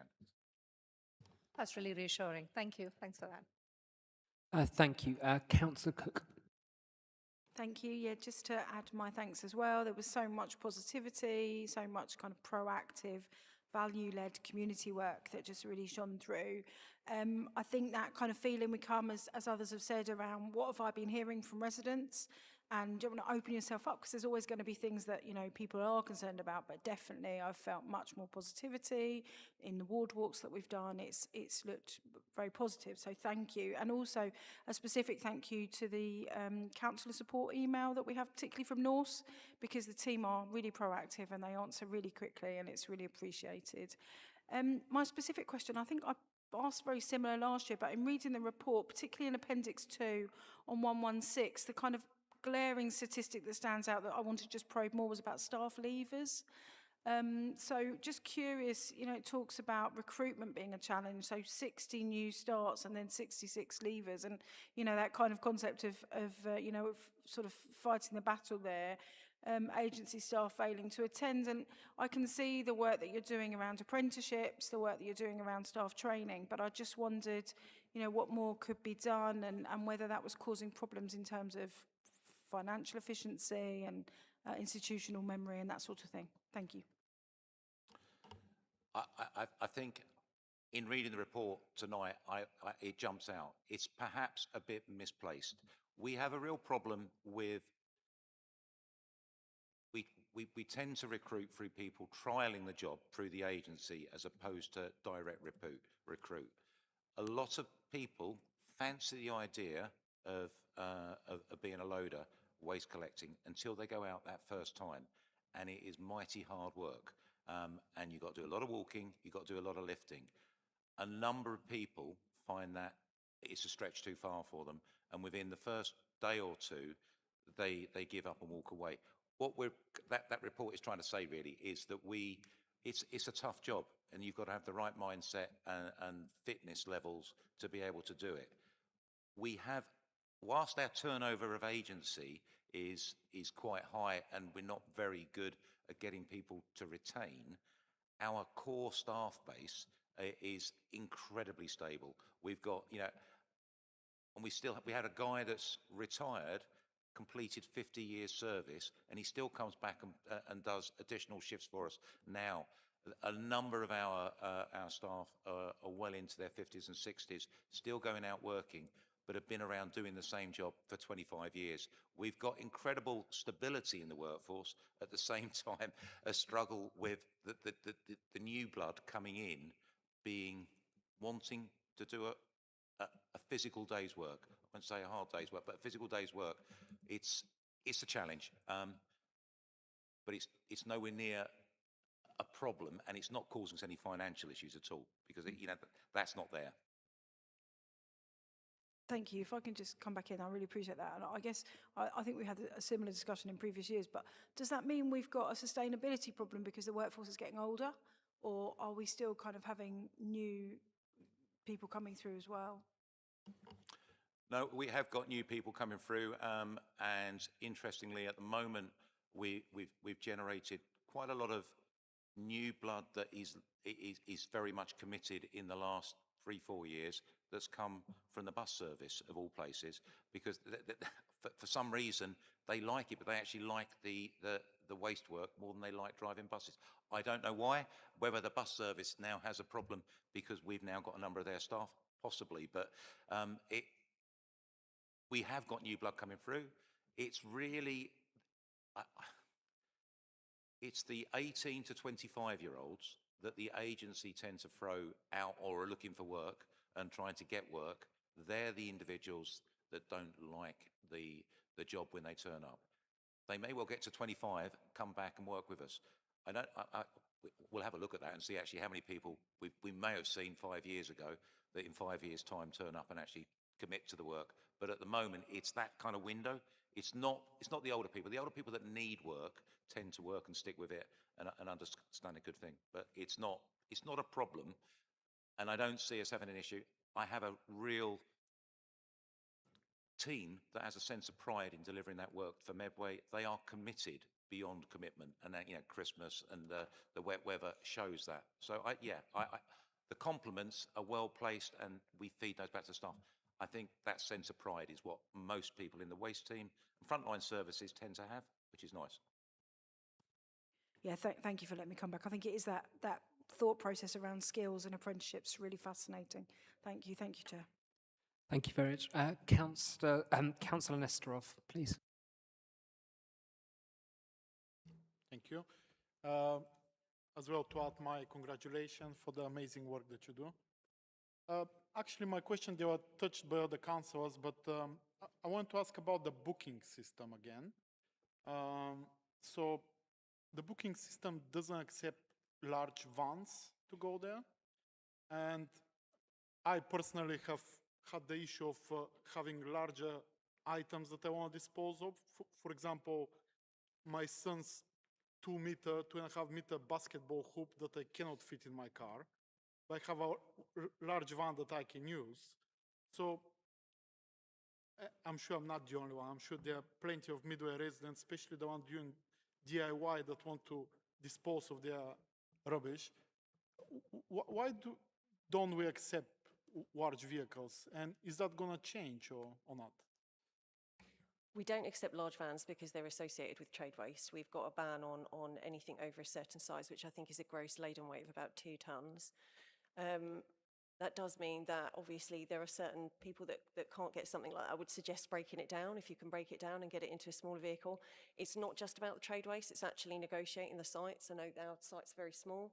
A larger van, it does struggle to negotiate the sites to reverse, particular at somewhere like Hothway. It would really, really struggle to reverse park. Unfortunately, there are no plans to change that soon.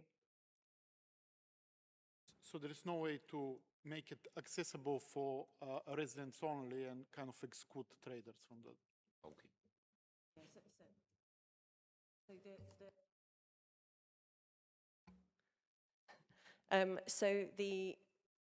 This is not about vans for residents only. It's already Medway residents only, whether or not you've got a van or a car. We can certainly take it away and have a look at it, but I do think we would have challenges with negotiating a larger van around the site. We would also have challenges with keeping out trade waste. Those vans of that size, they're predominantly associated with trade waste. We want to keep that out as much as we can.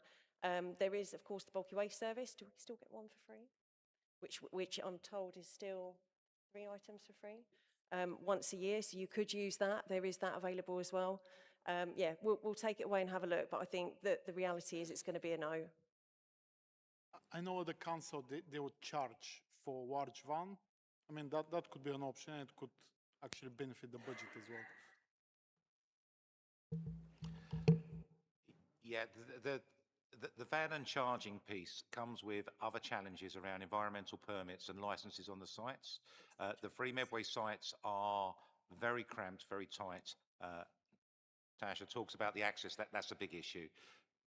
But there are many reasons why vans are particularly trade, because if you're going to do and open up to, and on top of that, it's actually the IT infrastructure and the ability to actually take payments and do anything on that. Because of where the sites are located, they're actually quite remote for Medway, apart from Hothway, but that all brings very, very difficult challenges to it. It's not something we don't talk about a lot. I mean, Tash, it's that never-ending loop of how can we tap into that? Because we do know if we could do something for small trade, it would be fantastic. Medway, in fairness, does not have a lot of small trade solutions. But at the moment, the HWRCs can't be that. Can I suggest we take it away and have a look at it and perhaps report back? Okay. Yeah.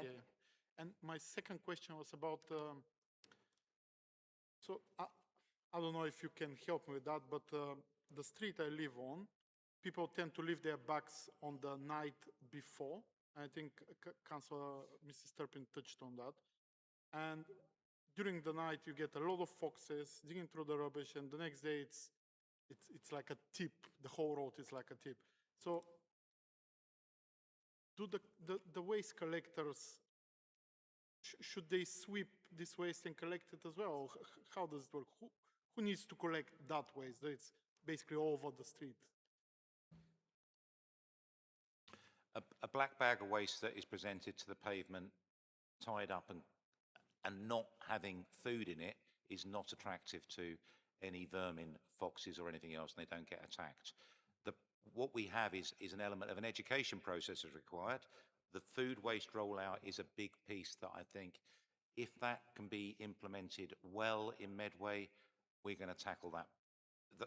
Those bags being opened will be improved. The collection crews will do a quick cleanup when they're coming through, but clearly they can't stop and wash down the pavements and clean properly. The cleansing crews will also come through on the day of waste collection, but the reality is the best thing to do is to try to keep food waste out of the black sack, and that will solve, I think, the majority of Medway's ripped open by foxes and cats issue. Secondary is moving on to the containerisation at some point, but containerisation is down the road. Black bags, food waste, I think, it could could see a bit of a change for us over the next year as that's rolled out and more people, but so many people don't at the moment do their food waste segregation. Thank you. Thank you. The last member I have to call before I've got a quick couple of questions is Councillor Peake. Thank you, Chair. I might go backwards with this.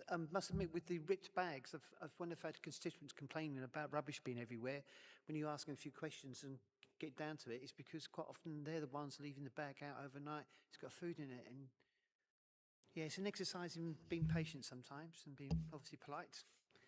One of my questions is, does the membership of each team, when they go around the refuge teams, do they tend to stay as one team, or do you mix it up? And this may seem like a silly question, but actually there's something quite nice. I'd like to, if I can, if I happen to be at home and they've done a recycling bag, especially my blue bag, because I lost one once, precious, go and grab it, and it's nice to see the same face and say hello, whatever, and thumbs up. And that sometimes happens, and all of a sudden there's different people doing your row. So I'm just curious, is that the case? As a rule, the family in each vehicle will join up and become a family, a team, and work the same rounds forevermore.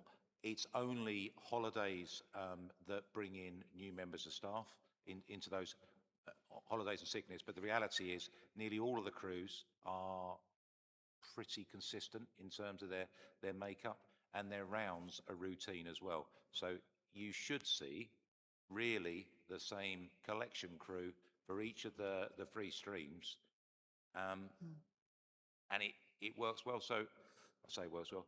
When it comes to Christmas, because of that consistency, most of the residents actually report how nice it is, because when they want to tip a staff member, they can tip a staff member because it's the one that's been doing their waste all year long. Yeah. It does work that way. That's good. It's good to hear that. I will get to the main thing I was going to say in a moment. I was glad to hear in an answer to somebody else that you don't actually send people away. I must admit, when you decided to carry on keeping a booking system up, I was quite annoyed. I was thinking, what on earth are you doing this for? I want to have the right just to turn up whenever.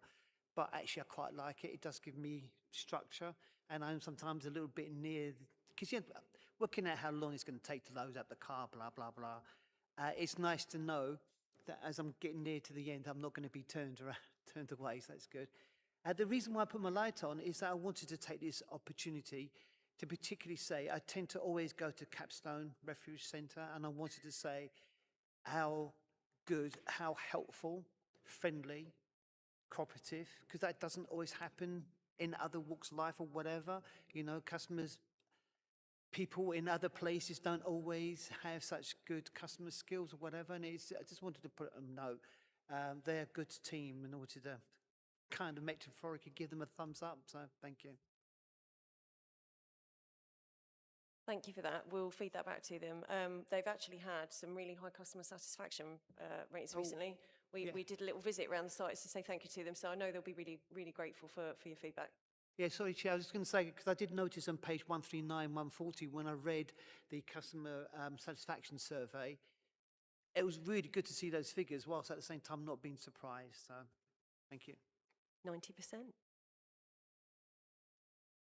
Excellent, thank you very much. I've just got two quick questions. Firstly, this year saw the introduction of paid additional brown bins. Do we, I'm sorry if I've just missed it in reading the papers, but do we have the numbers of how many people took up that service?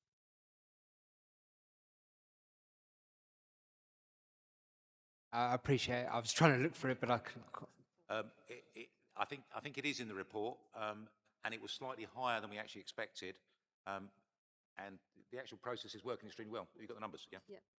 We had 446 people subscribe to the service, and it reopens again on the 1st of April. Excellent, good news on that. The other event I'm just thinking during this year was we opened a brilliant new public space in the paddock in Chatham. And I understand that there was some teething problems, particularly around making sure that we keep the area tidy, and the way the contracts have been written had been radius around existing bins. Have we learned lessons so that when we get involved, if we're developing more brilliant public spaces, and particularly, I mean, Paddock is very notable because it's a very public area around a bus station, very busy, and so therefore public waste and rubbish and littering is noticeable. But have we learnt lessons from that and making sure that when we're investing in public realm, that we've got more appropriate management of how we keep those areas clean and tidy? Yeah, so obviously from a regen perspective and delivering new public realm, etc., what we try and aim to do is make it a nil cost if possible. So what we don't do is add a whole load of additional things that aren't in the budget to be done. But inevitably, some things creep in there, and that's when we have a discussion at Ruth's level and Adam's, where we try and work out what that would look like, negotiate with the appropriate service and Norse around making that work. And as you saw with Paddock, there were teething problems, but we got there. That is the problem when you've got beautiful public realm. You should look after it, but it just takes a few sort of McDonald's packets and whatever, and all of a sudden a beautiful piece of public realm looks really bad. But we worked through that. I think lessons learnt from that is definitely around raising it early and making sure we've got that buy-in early, and from a region perspective, raising it early in regard to what the requirement is and making sure that we're all on board. And I think long-term strategically, absolutely, high street cleansing is all part of the waste strategy and making sure that what we've got, because some of it, if you imagine, has been set many years ago, 13 plus years ago, in terms of what a clean high street would have looked like, is very different from what it would look like now. We're conscious of that. We're trying to address things like that in the Town Centre Board, things like the task force. Again, there are members around the table who are a part of that. And again, I think it's that long-term strategy and making sure we don't forget that, the waste strategy, and reviewing that high street cleansing, as well as the specific public realm items. Councillor Mrs. Teppin, were you just indicating on that item? That's okay. Yep. Okay. Just very quickly, because yeah. Thank you for that. Yeah, just quickly going back to recruitment, because obviously it is concerning when you've got more people leaving than starting. Often when we have these sort of figures, we often have a sort of bigger breakdown on sort of age, gender, ethnicity, and that kind of thing. In all 25 years, I don't think I've ever seen a female operative, and I don't know whether I know you were saying that people tend to stay to their areas, and it might be that that's why, because in my sort of area I'm not seeing any, but do we have any female operatives? And if I'm just wondering, if I'm assuming the workforce is predominantly male, and if we're sort of pushing to change that. So no, often we would try and do a recruitment drive. If we've got heavy male, we would try and recruit for more females. Thank you. No, we actually do have a number of females in the collection crews, drivers as well, which is, yeah, I'll be honest, I'm surprised to see, but we do. Actually, by the nature of the service, most of the female operatives tend to move more towards the street cleansing side than they do the waste collection side, but we certainly have a good mixture. We do report separately around our kind of mix and makeup. I think more than happy to make sure in the next year's report we bring in the diversity of the workforce and the numbers and metrics. No problem with that. But I do stress, although we say in this report, and it is 66, it's not quite as dramatic as that actually sounds. It really isn't, in terms of the stability across the crews and across the workforce is actually extremely good. Do you have a rough idea of what the percentages of men and women are? I don't want to misquote, but, No, but we have a good number. It is male. We can get that information sent out. Yeah. Thank you. Okay. I just wanted to pass over to the Vice Chair for a proposal on this item. Thank you. So the committee is asked to note the content of this report, including annual service reports and other briefings set out as in appendices 1 to 6. I've got that specific request for further data to be shared regarding the high drop rate for scheduled visits to HWRCs And then that comment that we've just received on diversity of the workforce, pleased to be included in the future report. Thank you very much. Sorry, Chair, just Yeah. the briefing note on enforcement of fly tipping as well, please. Briefing note on enforcement of fly tipping. Excellent. Thank you very much. Okay, is that seconded? Thank you. And is that agreed? Thank you very much, and thank you very much to the team this evening presenting on this. Obviously, we're going to swap around a few people now, aren't we? So thank you very much to those attended. The next item is the Highways Infrastructure Contract Annual Review, and Karen Tamsit will introduce this item. Thank you, Chair.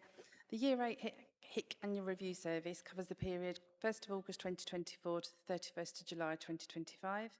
During this period, several highway improvements have been carried out to improve the life cycle of our assets and ensure the safety of others.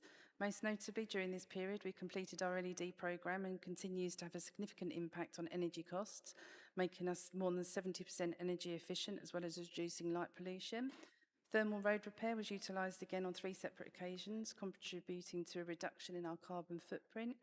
We implemented Route Reports AI technology for highway safety inspections, which not only brings efficiencies in service delivery, but also furnishes us with an overview of defects on the network, whether they meet our intervention thresholds or not.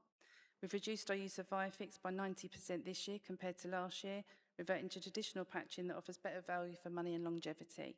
The report provides more details of work carried out throughout the contract year and the social value from the contract, and we welcome any questions you have.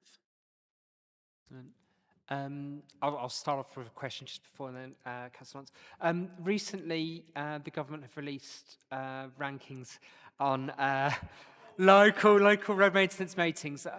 Now, we weren't red, but we weren't green. So what actions do we need to take as a council to be able to actually have a green rating on that? So it's important to note that this is a new rating that landed unannounced on Monday and is causing concern across all local authorities, not just ourselves. Particularly, we're trying to understand the reasoning and rationale behind the ratings given. So they're driven by comparing condition of the network, spend and maintenance activity carried out against similar authorities. And for this element, we scored the amber.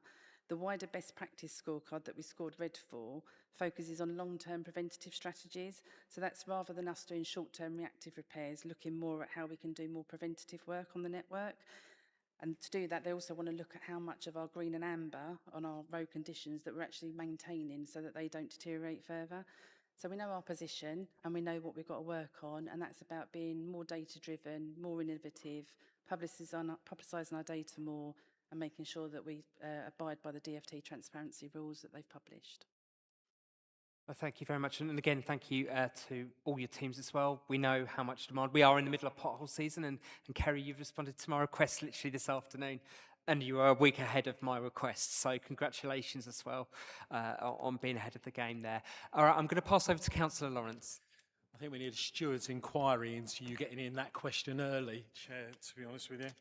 I think that was...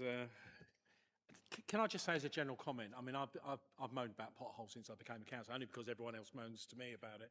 But my perception is things are getting better. I'm going to be credit where credit's due.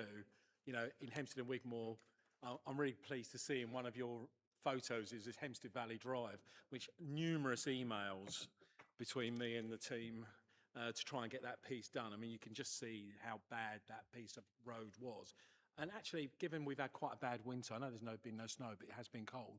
I can't see any degradation in those newer repairs, so that's really great. I just had some more general questions. Obviously, the right first time principle, that sort of implies that in previous years that's not been the principle, and you know. So consequently, we've spent money and then we've had to re-spend money, which is not good for council taxpayers. I'm just wondering what the specific target is for reduce and repeat interventions in year 9. Is there a specific target? There's not a specific target, but the asset management system that we use enables us to measure any duplicate repairs where we're having to go back. We've actually introduced a new status into our jobs that actually when they do the quality assurance, we will reject it, so we can report on how many rejections we're getting. So we know if the fixes have failed, or particularly the use of ViaFix, which we've reduced. If we have to use ViaFix in emergency situations to eliminate the risk to the public, it will now be followed up with a traditional patch afterwards. So we can monitor it going forwards. And do you have the resources to do that job properly in that sense? In terms of the contractors doing the work? In terms of managing the contracts and assurance, I'm assuming you look at a sample of repairs, both big and small, to make sure they're done to the standard that you're expecting them to be done to. Yes, so it's a 10% sample survey. The implementation of route reports with the AI technology is going to enable us to actually view those as well on the network, rather than saving off us the time going out to actually look at them. Oh, okay, right, yeah. So this is, I know that 80% of the workforce is local. That's great. Let's hope we can increase that. But only 70% of the supply chain is local. What does that actually mean? So I can understand people living in Medway or 80% of the workforce lives in Medway. But what does it mean in terms of the supply chain? So our spend is 70% is a minimum, but we regularly surpass that. So we'll get between 70 and 90% normally. So local spend would be Kent or Medway. Okay. So to break that down, every month would be different. But you could have, generally it's about 50% of the spend is in Kent, and then the rest, 30, 40, is within Medway. Okay, that's great, thank you. And just, I'm wondering how cost of materials, and particularly the effects of inflation, how that's being managed, or is that just passed straight to the council in terms of, you have a supply contract, a labour contract, I imagine, and then there are materials to repair? So that doesn't get passed on to the council, that comes on to us. And then what happens is at the end of every financial year, there's a CPF, a contractor price fluctuation, which is worked out in indices, and then that's applied to the contract. And I imagine that's been quite severe in recent years. It has, yes, it hasn't caught up. So. Yeah, just to clarify that, so every year around May, June time, the indices come through from Volker where they track everything throughout the year, and that's from labour, plant, materials. They've put a calculation in of what the uplift is. We put everything back to tendered base rates in our system and apply the uplift. So it's a minimal increase each year, and if you wanted the figures, we can show you on certain rates what the increases are. But generally, we put it into the system. It generates all the new rates for the scheduler rate items. And given those material costs that can fluctuate, I take it if there was a reduction in the cost of material, we'd get a credit, or we'd get more work out of that contract for that year, would we? So yes, just like the indices increase, they decrease as well. They can decrease, yes, perfect. Yes. Okay, great stuff. The LED lighting, the 70%, that's absolutely brilliant. Did we actually take that saving and invest it into the infrastructure, or did we just take the saving and did it go elsewhere? At the moment, it's an energy saving, so it's a saving to be had. So we didn't invest it? No. Well, the investment was the initial introduction of the LED and the rollout of the LED programme, and from that, we're generating savings through the reduction in energy usage. Had we not have done that, we would be spending more money. Yeah, okay, that's one way of looking at it, Karen, yeah, definitely. And, just picking up on the Chair's early question, I'm supposing the right first time approach will get us into the green. Have we got a target date for when we think, our internal monitoring would put us into the green? So this year particularly, we changed our whole methodology of how we carry out repairs. Some further internal training's been done with our highway inspectors, and we're doing more preventative work than the reactive work. So the extra money we got from the DFT this year, we actually targeted on all those defects on the network that really looked awful but didn't meet our intervention criteria for safety, but just give the impression the network looked worse than it actually was. And we've used that capital money to improve on those areas. And that's probably where the biggest improvement this year's come from, in that rather than repairing 5 defects, we've done 1 large patch. So we've reduced future points of failure, it looks better, and it's going to provide better longevity in terms of 5 individual patches. So that's why you might see a reduction in the number of potholes we're reporting online, is because we're doing bigger patches to improve the condition and appearance of the network. Okay, great. And since I've got you, because I have emailed. There are some old yellow signs at the top of Hoth Way where the work that was planned for the summer never went ahead and the signs have never been cleared. So if someone could come and collect them because they make the place look untidy. Thank you. Thank you. I haven't got any other members I've indicated so far. Just want to double check. Councillor Mrs. Turpin. Thanks, Chair, and yeah, thanks for the report. I'm jealous of Hempstead and Wigmore because Councillor Lawrence saying things are improving. I think there's a focus on his ward, and I need you to come to Strood Rural. Obviously, you know, I've been liaising a lot with you recently, and there's been some, you know, some really bad potholes in my ward, and it's quite concerning. I think also the reports of sort of damage to vehicles and things.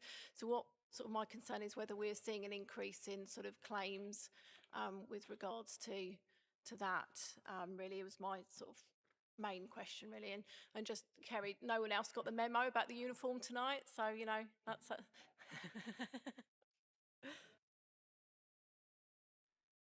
So unfortunately this time of year it is pothole season, and obviously the cold weather, wet weather, it's the road's nemesis, isn't it? So we have seen an increase. What I will say going forward is that some of the potholes that you reported recently, we looked at those and they're on an annual inspection programme. So our highway inspectors aren't necessarily visiting those locations as frequently as we'd like to check on any degradation that's happened, excuse me, from their last inspection. With route reports, we're going to be driving the network more. We're changing our business model that we currently have in place, which means we're having inspectors driving all of the network throughout the whole week. So in fact, we're going to be inspecting more frequent than what we actually need to. And that will give us an opportunity to pick up on these defects in advance of them being reported by members of the public. So we'll be more on top of them going forwards. The ones that you've actually reported, I think Kerry's already addressed. But in terms of insurance claims, we don't actually know that. But if you want to know, we can get the figures for you from Risk and Insurance. They deal with it all. They deal with the claim. They run the reports, and only if it progresses would they come to us to let us know. But we can certainly find out that figure for you. Thank you. Is there any other member who wants to speak on this item? Okay, if not, I will pass to the Vice Chair for a proposal. Thank you. The committee is asked to note the contents of this report and the annual review for year 8 of the HRC as set out in Appendix 1. Is that seconded? Excellent. And is that agreed? Thank you very much. And thank you very much to our Highways team for all the work that you do across the year. I know there's been some difficult circumstances sometimes this year, so it's very much appreciated. The next item, I will just give a few seconds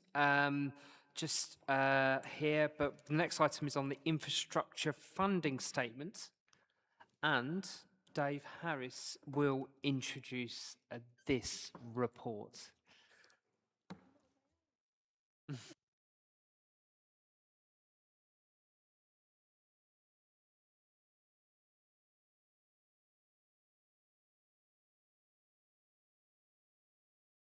Thank you, Dave. Chair, thank you very much. Members, thank you. This is a report for information, went to Cabinet in December last year. It's the annual infrastructure funding statement. So it covers the year 24 to 25. And what it covers is details of Section 106 monies received in that year, details of Section 106 expenditure in that year, as well as proposals for infrastructure provision moving forward. Members, you'll see in terms of monies received, that was nearly £5 million. Funding agreed through the year, £7.39 million. Spend through the year was 2.66, which leaves around about just under 22 million available. Now, a lot of people will say, well, that's the council pocketing the money and saving it. It's not the same £21 million. It's money coming in and money going out. So that £21 million varies. In addition to that, over that year, we've 119 affordable homes were agreed in the year. 204 affordable homes were provided in the year through Section 106, and that was out of 355 actually delivered. So the rest were delivered by the housing team. Members, you will have heard me say this before when I've been here, the importance of the infrastructure funding statement. It's about transparency. It's about our community and yourselves seeing what about Section 106 and what it is delivering. Because what residents see is the housing being provided or such other things being provided. And sometimes they don't associate the infrastructure when it's delivered with the housing. And the reason for that is we get a planning application at one stage, at one time. We consult on that, residents give their comments on it, quite often expressing concern regarding delivery of infrastructure or the need for infrastructure. A few months later, that application is determined and approved. Developers will then spend about a year doing the necessary ground conditions and various other works, clearing conditions, before they start work. It could then be another year before a house is delivered, and then another year before the infrastructure, before the contributions are secured. And then, depending on what the money needs to be spent on, if it's a significant project like a school, it could be a little while longer before the infrastructure is actually delivered. So what I'm saying there is that sometimes you have a planning application in 1 year, it could be 5 years or so before you get the infrastructure delivered. So the residents, understandably, don't correlate the two. So the infrastructure funding statement, which is now an annual requirement, is critical in giving that transparency to it. So members, happy to answer any questions. Chair, thank you. Okay, Councillor Pearl. Yeah, thank you, Chair, and thank you, Dave, for this report, and particularly the work that I know you and Jill do around a lot of this. Jill King do around a lot of this work. I'm just interested in terms of the conversations. I mean, you know, obviously we've had lots of conversations about the press coverage there's been about Rainham, and obviously some of the theories out there in terms of money and where things are being spent and various other things. So the first question I've got is I'm just interested in terms of where we sort of got to in terms of that wider NHS conversation currently, and when we're sort of anticipating there might be some funds that might come forward. It's relevant obviously to Rainham, but I know there's also been other conversations elsewhere around the conurbation about some of that funding and where that's coming forward, etc. I'm thinking healthy living centres and various other conversations has been with the Integrated Care Board. And my second question is just regarding, obviously, I know and you'll correct me if I'm wrong, I think we're undertaking a review of our monies or our development, I can't think of the phrase at the moment, the development settlement, or what we charge per dwelling when properties are built. I'm just interested in terms of an update as to where that is, obviously with noting the context of the local plan. I'd be interested about that. And then just finally, and just in terms of some of those wider sort of infrastructure projects, obviously within the local plan we've got a number of very large scale developments. I'm thinking obviously the Chatham docks, which are allocated, but also a number of others that are over 1,000 units. I'm just interested in terms of the wider sort of infrastructure planning around some of that, and I know you've picked up some of that in terms of the submission as part of the Regulation 22, submission as part of the local plan. I'm just interested in terms of where those conversations have got to in terms of some of those strategic sites, and if we do any forecasting around how that might fit into our infrastructure funding statement as well. Thank you. Thank you, Chair. Thank you, Councillor Perfect, for those questions. Rainham, very pertinent. I'm actually attending a Rainham community meeting tomorrow night, specifically to talk about Section 106, because of the concerns that they have, that they've had the housing, where's the infrastructure? And I can explain the Section 106 process to them, and will explain what has been delivered. But clearly, as you quite rightly pointed out, the main rationale, the reasons behind it being raised with me was about health and the concerns regarding Rainham Healthy Living Centre and so on. And as you quite rightly point out, Councillor Perfect, that's not an uncommon conversation when I go out to the Peninsula, to Who, to Councillor Turpin's ward as well. I'm often asked about health provision. And the difficulty that we have as a council there is we have control over education, over transport, over play space, over sports, and we can deliver those. We don't have the control or the such influence over health. Now, the Health Authority are very good at asking for the contributions.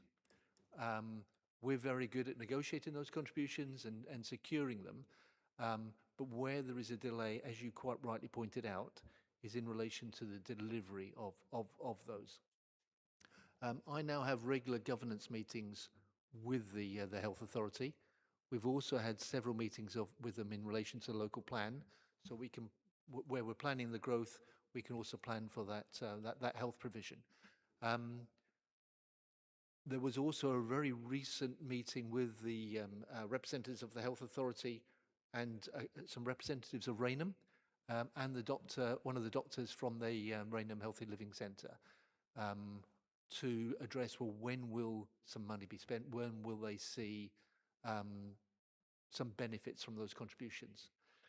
So it's a long-winded answer in that I can't give you a specific answer, but we're working on it. I'm being reassured by the Health Authority that they have projects on mind. I'm meeting with developers who are saying, well, we've given you the money, when's it going to be spent?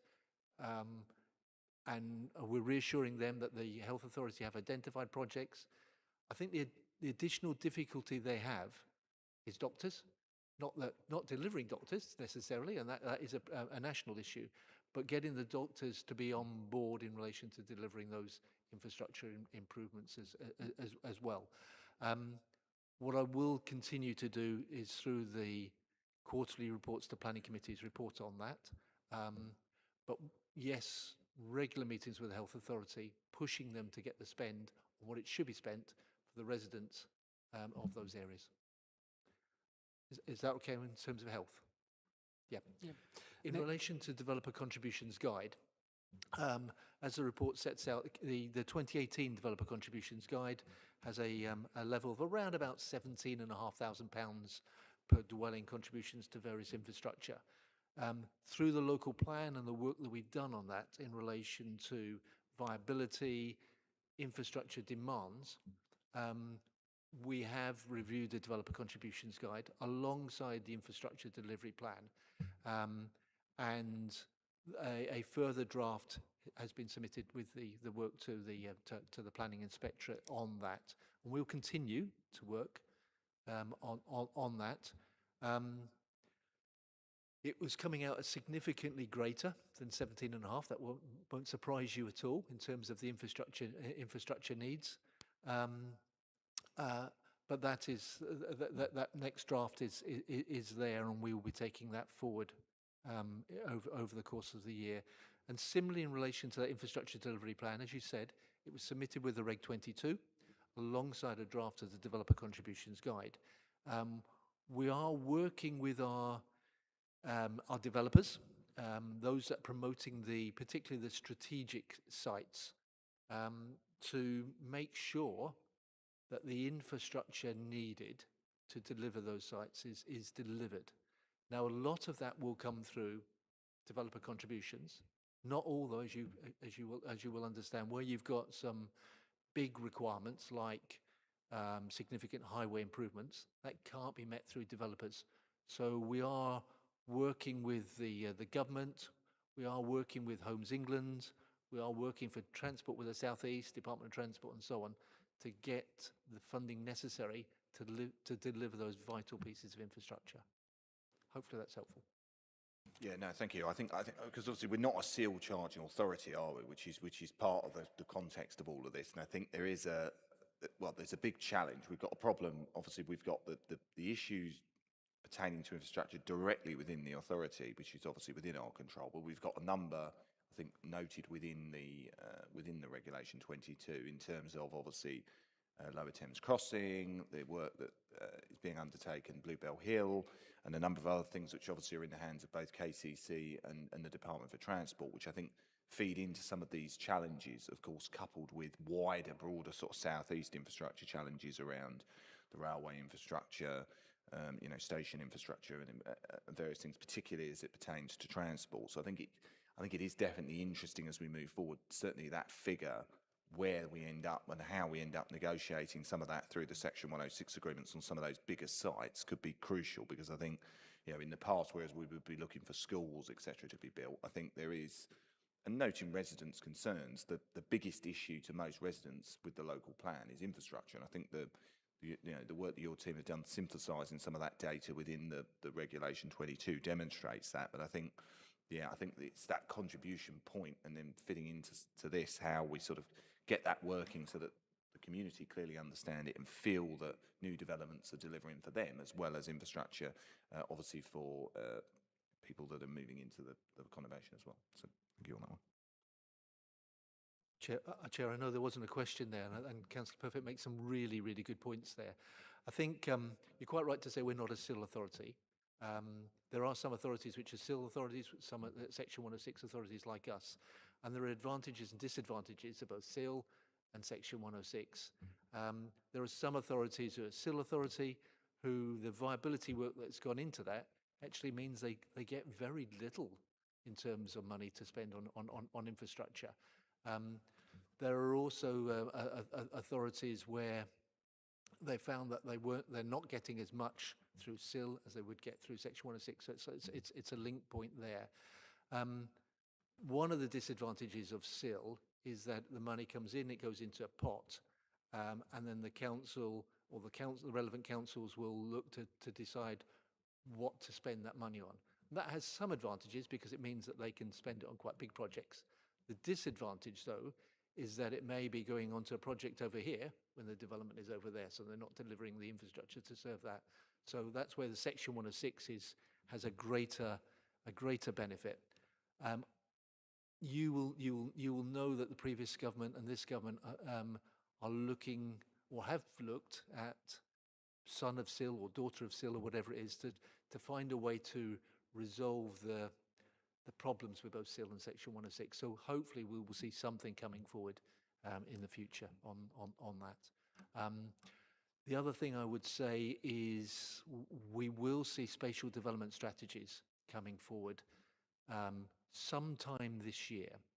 Now that's regional planning coming back, and that's good because that is about that very high level planning and looking at things at infrastructure over a region rather than a local authority area. So that work will kickstart. And then you're absolutely right in terms of that very close working that we need with KCC, Department of Transport for the South East, to deliver the infrastructure that Medway needs. Yeah. Thank you. Councillor Nestorov. Thank you, Chair, and thank you, Dave, for your report. I wanted to ask about, do we have a lot of Section 106 contribution that are towards the end expiry date that we need to spend? Because I know, reading the report, it says that we retained 21.74 million at year's end, but only spent 2.66 million. So do we have some Section 106 at risk that we won't be able to spend, basically? Chair, that's a really good question. Because as Councillor Nestorov points out, that's a lot of Section 106 contributions have a spend by date. So it's not when the Section 106 is signed, it's when the money's paid for us. And quite a lot is you've got to pay, if you don't spend it what it should be within 5 years, you have to pay it back, or 10 years or whatever. And there are some authorities that have had to pay significant amounts of money back. I'm touching wood here, partly I haven't ever had to pay any money back. And there's a number of reasons for that.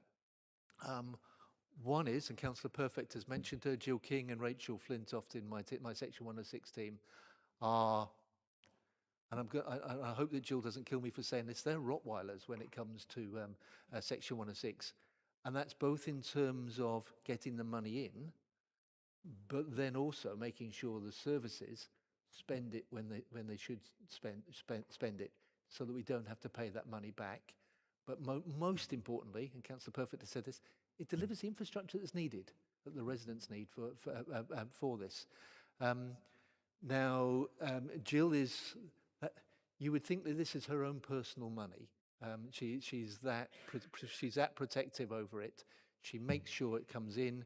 She makes sure that the services know the money is in, and she chases those services up so that if it's getting near the time, but also make sure that they're spending it on what it's set out for in the Section 106, not for something else, because again we could end up paying money back on that. In addition to that, Mark Brethwick brought in a system of governance now, which we're carrying forward now that Mark's gone, where I will be meeting the various services monthly with Jill and Rachel to go through, or am meeting them monthly, to go through the money that's come in, what it's required to go for, and for me to say to them, come on, get on and spend it, get on and get those plans done. What's the delay, if there is a delay, and so on, so that we can satisfy it. So if we do have any inquiries from developers, we can answer those. The one final thing I would say is we do have a good working relationship with the developers who are building in Medway. That's not to say that we bend over backwards to them or give them an easy time, but we work closely and openly with them. So we disagree, we disagree quite openly, whatever. The advantage of that relatively recently was that there was a slight delay in a spend of one part of a Section 106. And I needed to go back to the developer and say, we've just slightly missed the deadline, but are you happy? I can guarantee that it's going to be spent on this. The project is there, it's been approved, etc. There's going to be a slight delay, which will take it over the 5 years. Are you content with that? And they went, yeah, we like you. Medway Council, we like your officers, we work very closely with you, we're happy to extend it. We wouldn't do that for many other authorities. So hopefully that answers your question.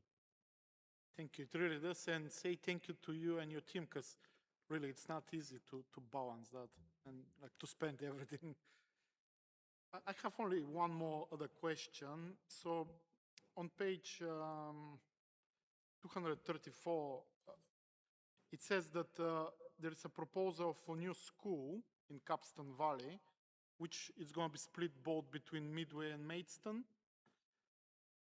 Is that going to be 50-50 Section 106 contribution? And do we have any arrangements already with them? Chair, especially with the new management of KCC? I mean, do we have good working relationship?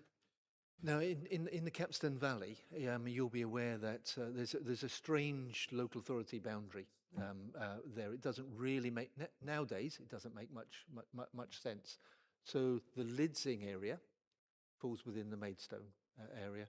The rest of Capstone is within our area, and you'll be aware that Maidstone Council, in their local plan, which has been adopted, have allocated a site at Lidsing for around about 2,000 homes.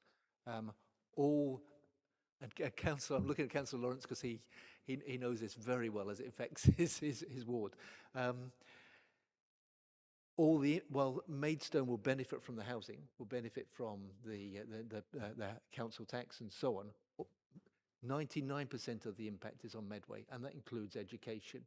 So whilst there will be a primary school on site, there is a need for a secondary school in the Capstone area to serve Lidsing, also to serve developments which have been allowed in our area, Gibraltar Farm, East Hill, but also the developments coming through in the local plan. We've identified that the result of all of that, there is a need for a secondary school. That secondary school, almost 100% of its requirement comes as a result of that development.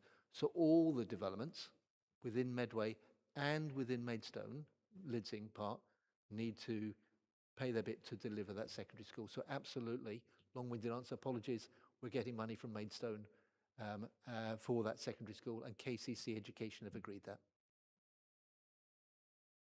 Thank you. Councillor Lawrence. Yeah, thank you.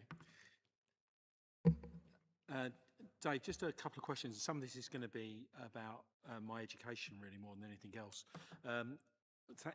Councillor Nestroff picked up the £21 million question that I was going to ask, but I just wonder where you're being scrutinised on the spend of that, other than taking your word for it that it's all being done. You understand where I'm coming from on this. It'd be great if there was some form of report that said we've got to spend so much within what period, just so that we know, and there are no sort of surprises down the line. So that's more of a comment. I'm just, you hear a lot about developers using viability as a excuse to reduce Section 106 monies. Have we got any idea how many schemes that we've approved and then we've had to renegotiate the Section 106 in the last couple of years? If I can answer that question in two ways, how many schemes have come forward where we've had viability assessments? There have been a number of those. When the applications come in, they've been supported by viability assessments where they say, we can't afford the full Section 106 requirements. These are the reasons. Here's a viability report. And we appoint our own independent person to check those. So there are a number of those where we agree, as part of the applications committee or under delegated powers, a reduced Section 106 requirement. They relate to brownfield sites. Yeah. In relation to where we have agreed a Section 106 and have developers come back and try to renegotiate it, I'm hesitating because I was going to say there haven't been any. There have been a couple who have spoken to me and have said things. Whether we have agreed any, probably I can count the fingers of one hand. Where members are coming from on the planning committee is they're aware of that possibility because viability goes up and down, and when developers, I mean, if you take our own Medway development company, development at Chatham waterfront. I'm not saying that they tried to renegotiate the Section 106 at all, but what they found when they started development was a lot of constraints which they hadn't fully anticipated. There were a lot of issues. And now if we'd had a private developer on those sites, they absolutely would have been coming back and renegotiating the Section 106. So it's those where there were unforeseen difficulties. Trying to think what I was going to say then in terms of, so I don't think that there have been any, but our members have said, well, actually, it can work both ways. So a developer could do a viability report on one day. We agree that viability report and a reduced Section 106 contribution. But what happens if they don't build it for 2 years and the viability is actually improved in that time? The developers are walking away with a greater profit level. So now we've started building into our Section 106s a clawback clause. So if they do make more profit than they say they were going to do, then the council has a clawback on that to help to deliver more infrastructure. Okay, that's great. That's two sides of the coin covered there. Excellent. Just a comment. I think your Councillor Perfect raised that issue about health, and I think you answered that really well. For me, it just confirms the health service is so unaccountable to its local community that we need to deal with that some way, because that's the only way. These people just seem to think it's their money and they'll do with it as they please. But you're right, the big issue, we can build buildings, but it's putting staff in the buildings is the real challenge. And just I think what's probably an annual plea is I would like to see much more Section 106 money spent closer to where the impact of the development is. Because I think too much of it ends up in Strood and other places, and you know where I'm thinking about. Gibraltar Farm, I think there's a big chunk. I think only about £90,000 of the Gibraltar Farm money was going to be spent on a few libraries, upgrades in Hempstead and Lawswood, and the rest of it was going miles away. And I really do think if we're going to have some equity in our part of Medway, where we're going to have 6,000 houses being built over 15 years, when you take Lidsing, Gibraltar Farm, East Hill, and the rest of the valley, making sure that some of that, the majority of that Section 106 money spent in the area for those existing communities that are affected would be the equitable thing to do. Thank you, Chair.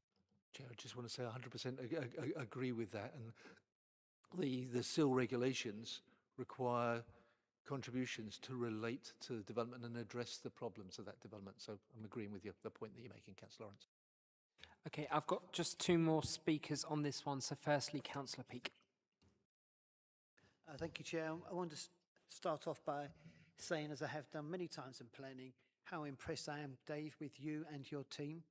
I have all faith that when you go into negotiations with planners and developers, that you do have very thorough discussions about Section 106 and you stand up for Medway. I'm only saying this in terms of some people, I'm not saying I agree with this at all, seem to imply that there is a built-in bias. This has been stated at planning and also full council, that when Section 106 money is allocated, it's not actually really allocated where it should be in relationship to the development and it's put somewhere else. So I know we've just been discussing all this, but I'm interested to hear your feedback on that. And the other question, I know you're onto them as it were, but has there ever been any occasion where a developer has basically been tried to pull the wool over our eyes? In other words, they haven't matched what they said they're going to do in terms of how much and also where with the Section 106. Has this ever been a noted problem for you, please? Chair, thank you very much. And thank you for the compliments to my team. I've got an exceptional set of planning officers and Section 106 officers and so on. So thank you for that. I'll pass on that. Thanks.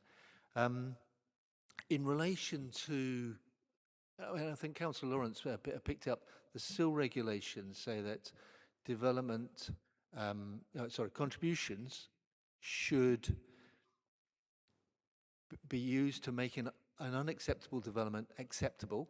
So they've got to relate to that development and they've got to be proportional to that. So we can't get a motorway from contributions from 15 houses, if you see what I'm saying. So I'm using an extreme example.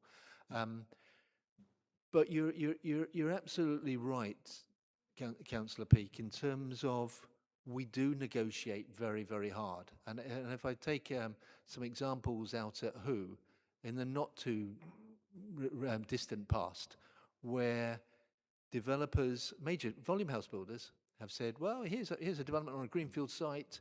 This is what your current developer contributions guide says for contributions. Yeah, we're happy to meet that. And what we've said to them is, well, actually, we want more than what's said in the developer contributions guide, because there are some things that we would like to bring forward. For instance, Deangate Community Park, a new community centre, because the one at Pottery Road is just appalling. And developers have said, okay, and they've paid more than they should do. And the result of that is we got nearly £1 million towards Deangate Community Park, and that's going to be delivered. So we do negotiate very hard, as you quite rightly say. Has the wool been pulled over our eyes? That's a very good question. And I think I said this at the last year ago when I was here. There are some, in the past, developers were submitting viability assessments, and we were having some companies, we were appointing companies to do some independent assessments, and they always seemed to agree with what the developers were saying. And I was thinking, this is really strange. They're always agreeing with them. And then I spoke to Vicky Nutley in legal, and she pointed me in the direction of Martin Orst, who's our viability consultant. And what he said to me was, the reason they always agree with the developers is because they're also working for the developers on other sites. So we then appointed Martin as our viability consultant, and he's really good, really, really good. Members have had presentations from him. And he really does hold developers to account and negotiates very hard in relation to Medway's. I say negotiate. He makes sure that the smoke and mirrors that are sometimes used to reduce developer contributions, which I'm definitely not an expert in, he sees through that and he makes sure that they're paying what they should pay for in terms of viability. So in the years since we've been using him, I'm happy that we're getting what we should do. Prior to Martin, I think, yes, there were times when developers tried it on, yes. Final contribution on this item, Councillor Mrs Turpin. Thank you, Chair, and thanks, Dave, for the report. I've got 3 questions, if I may. Firstly, just going back to health, appreciate the answer you gave earlier. It sort of explains the challenges we have there. I just wondered whether, because looking at the chart, the sort of health contributions in comparison to, say, like education, which being in the top, it seems like quite a small percentage. And I'm just wondering if, well, if that's dictated on us, what sort of percentage we can take, and secondly, whether that then has a major impact on, because like you say, if you're just taking small pots all the time, it's going to be a long time before that builds up to do something significant. So sort of my question is, I guess, is that part of the problem? Second question on when we get those payments coming in. So my understanding is it's on the sale of properties that in it, you know, a certain number have to be sold before we get released the first part. And if that's sort of, again, can we choose whether it's the sale or the build of the house, if that's the case? Because my concern is that, I don't know whether developers sort of hold off selling a property but carry on building just to delay that money coming in. And if that is the case, whether there's anything we can do about that. And then thirdly, just sort of looking at the Lee Academy Rainham and the fact that that's already got a bulge class, and I think we're 4 years in, and just how we've got to that situation. I appreciate you're not education, you know, and there is sort of close working there, but sort of, and how that's going to be resolved really if it's that soon that we're needing to put a bulge class in, because it's really not ideal to be in that situation. Thank you. Thank you, Councillor Turpin, and I clearly didn't get the dress code message either, so apologies, just picking up a point that you made earlier. Really good questions. In terms of health, what we ask for is what we can ask for, which is 2 things. One, what's in our developer contributions guide, which is what's come from the Health Authority over various years, and also what the asks are from the Health Authority, ICB themselves. If we were to ask for anything more, developers would challenge it, and we'd need to be able to justify anything more. And certainly, it would be picked up on any appeal, and an inspector would just say, you can't ask for that, that's what your developer contributions guide says. We should see, having said that, we should see some increases because the NHS have updated their developer contributions guide, which will then impact on input into ours. So there should be increased contributions going forward in relation to that. In terms of when payments are made, it's a really good point you make, because developers will say, rightly, well, we can't make the contributions until we sell the houses and get the money to make the contributions. It's where we need to do is to try and make sure the payments are made when they can be received, but as early as we can get them in the process. So, for instance, we tend to, with a large contribution, we would get some money at 25% of the home's delivery, some at 50% of the home delivery, some at 75% of the home's delivery. So we divide it into 3 on those big contributions. We certainly wouldn't do it any later than 75%, because then you start to get the developer saying, well, actually, maybe I won't build those last couple of houses because I'm paying out more than I'm going to get. So that's why we do that. With the smaller contributions, we try to get them earlier. It's those bigger contributions we split. There are some contributions like the SAMs, the bird payments, which are done upfront at the beginning, but they're covered under the habitat regulations. Education, as you quite rightly say, I can't necessarily answer fully that question in relation to the Lee Academy at Rainham and why there's been a need for a bulge class so quickly after it was delivered. What I would say is that with the local plan going forward, we work very closely with Paul Clark and the education team, who have been fantastic. in terms of identifying the education needs linked to the local plan going forward. So we know there will be a need for quite a number of of new secondary schools in various parts of the borough. Councillor Nestroff has talked about the one at Capstone. There will be need to be another one in Strood. There'll be a need to be another one in Who. There probably will need to be another one out at Rainham as well. So we're planning them in as part of the local plan to avoid the issues that you've said there of delivering a secondary school and then immediately having to provide for a bulge. Thank you. Okay, I'm going to pass over to Councillor Cook for a proposal, please. Thank you. The committee's asked to note the content of the report. Is that seconded? Is that agreed? Thank you. Okay, now on to item on the local transport plan consultation report. Michael Edwards will introduce this item. Thank you, Chair. So this item provides an overview of the baseline consultation undertaken to support the development of our new local transport plan.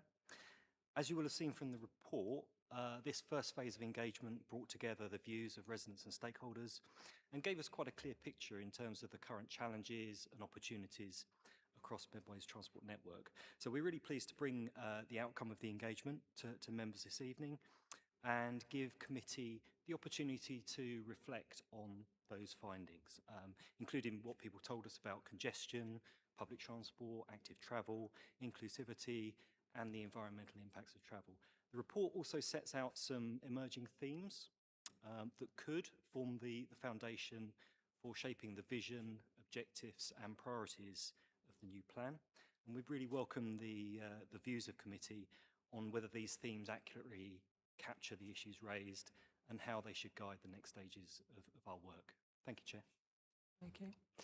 Any members? Okay, Councillor Lawrence. Can't believe no one else wanted to speak on this item. Blimey. Thank you, Michael. It's an interesting report. Just some of my usual questions, I suppose, on local transport. So 80% of respondents own a car and 74% of them drive. So there's a strong preference for using private vehicles. So how are you going to ensure that the LTP avoids anti-motorist policies whilst trying to achieve the unachievable, which is the net zero target for 2050? That's one. Obviously, bus unreliability is the top barrier cited for getting on the bus. Are there any specific levers the council has to penalise operators for consistently missing their timetables? And final question is, only 21% of respondents are willing to cycle more. I'm looking around the room to see how many of my colleagues cycled here for this meeting. Did you? Excellent. One out of how many people who've attended tonight? I'm just wondering if the continued heavy investment in cycle lanes or potential future investment is more of a vanity project, given the public's clear preference for wanting to see investment in road maintenance and bus reliability. Thank you, Chair. Thank you.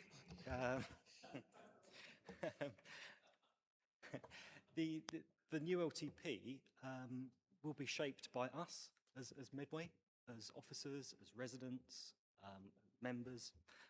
So there's a real opportunity there. I'm thinking not in terms of anti-car, but more pro-choice. So actually providing our residents and our visitors and our businesses with opportunities to choose the mode of travel that they want to choose, really. So when we're looking at some of the emerging themes, they won't necessarily be anti-car, and that's kind of what we need to discuss, really. So there'll be themes around public transport, around integrated transport planning, sustainable travel, active travel, public transport. But there's also some important themes around things like traffic congestion and road maintenance as well. And that's really important because those things came out quite strongly from the consultation and the engagement, that actually I was surprised how high up people considered maintenance. And it wasn't just of our roads and carriageways either. It was things like maintenance of our footpaths and our pavements. They came up really high as well. So I think it is, the LTP is what it will be and what we want it to be, and it will be about giving people those choices, but actually making sure that we address all those challenges and opportunities that residents are telling us about. In terms of, you raised a question on bus reliability. Obviously, that was a key theme, wasn't it, that came out of the consultation, particularly with young people as well. And this is something that we're discussing in some detail with Councillor Curry as portfolio holder. And it's a key part of our active travel group as well. So we talk about these public transport issues as well as the other sustainable transport. So in terms of that, we have a bus service improvement plan, obviously a published document, and a local bus infrastructure plan as well. But a key thing for us is the enhanced partnership that we have with our local bus operators. And that's something that we are really strong on. And I think that really gives us the teeth to talk with operators, to discuss these issues. Of course, there is recourse to the traffic commissioner in terms of bus operators' ability to adhere to their timetables. So they are held to account by the inspectorate. But there's a job of work for us to do collaboratively with the bus operators. And we have to play our part as well in terms of things like managing congestion on the network, coordinating our roadworks, make things easier for people to use public transport as well. And your final point about cycling numbers, yes, that came out very clearly, didn't it, in the in the engagement? Yes, I think there is an appetite for cycling. There is an appetite in terms of leisure cycling. Certainly that came through. And that's actually really important, isn't it, when you think about some of our wider policies in terms of health, social mobility, and things of that sort. So leisure cycling is really important. We feel that we should provide opportunities for people to cycle to work if they wish to, or to cycle to education. And there is some indication that people will be willing to consider that. But there are a number of barriers as well that they flagged up. And a lot of that is around personal safety, mixing in with other traffic. And a lot of people simply don't own a bike. So I think we acknowledge, as part of this engagement, that there are big challenges with cycling there. But the objective of the plan will be to identify policies and strategies and plans where we can look to improve cycling uptake and make it safer and more convenient for people to choose cycling if they wish to do so. Come on, just a quick one here. So Sonny is a regular cyclist. Would you like to come in here? And I contemplated tonight, but I'm not as brave because I saw it might rain, depending on how long this meeting took. So that's why I jumped in the car.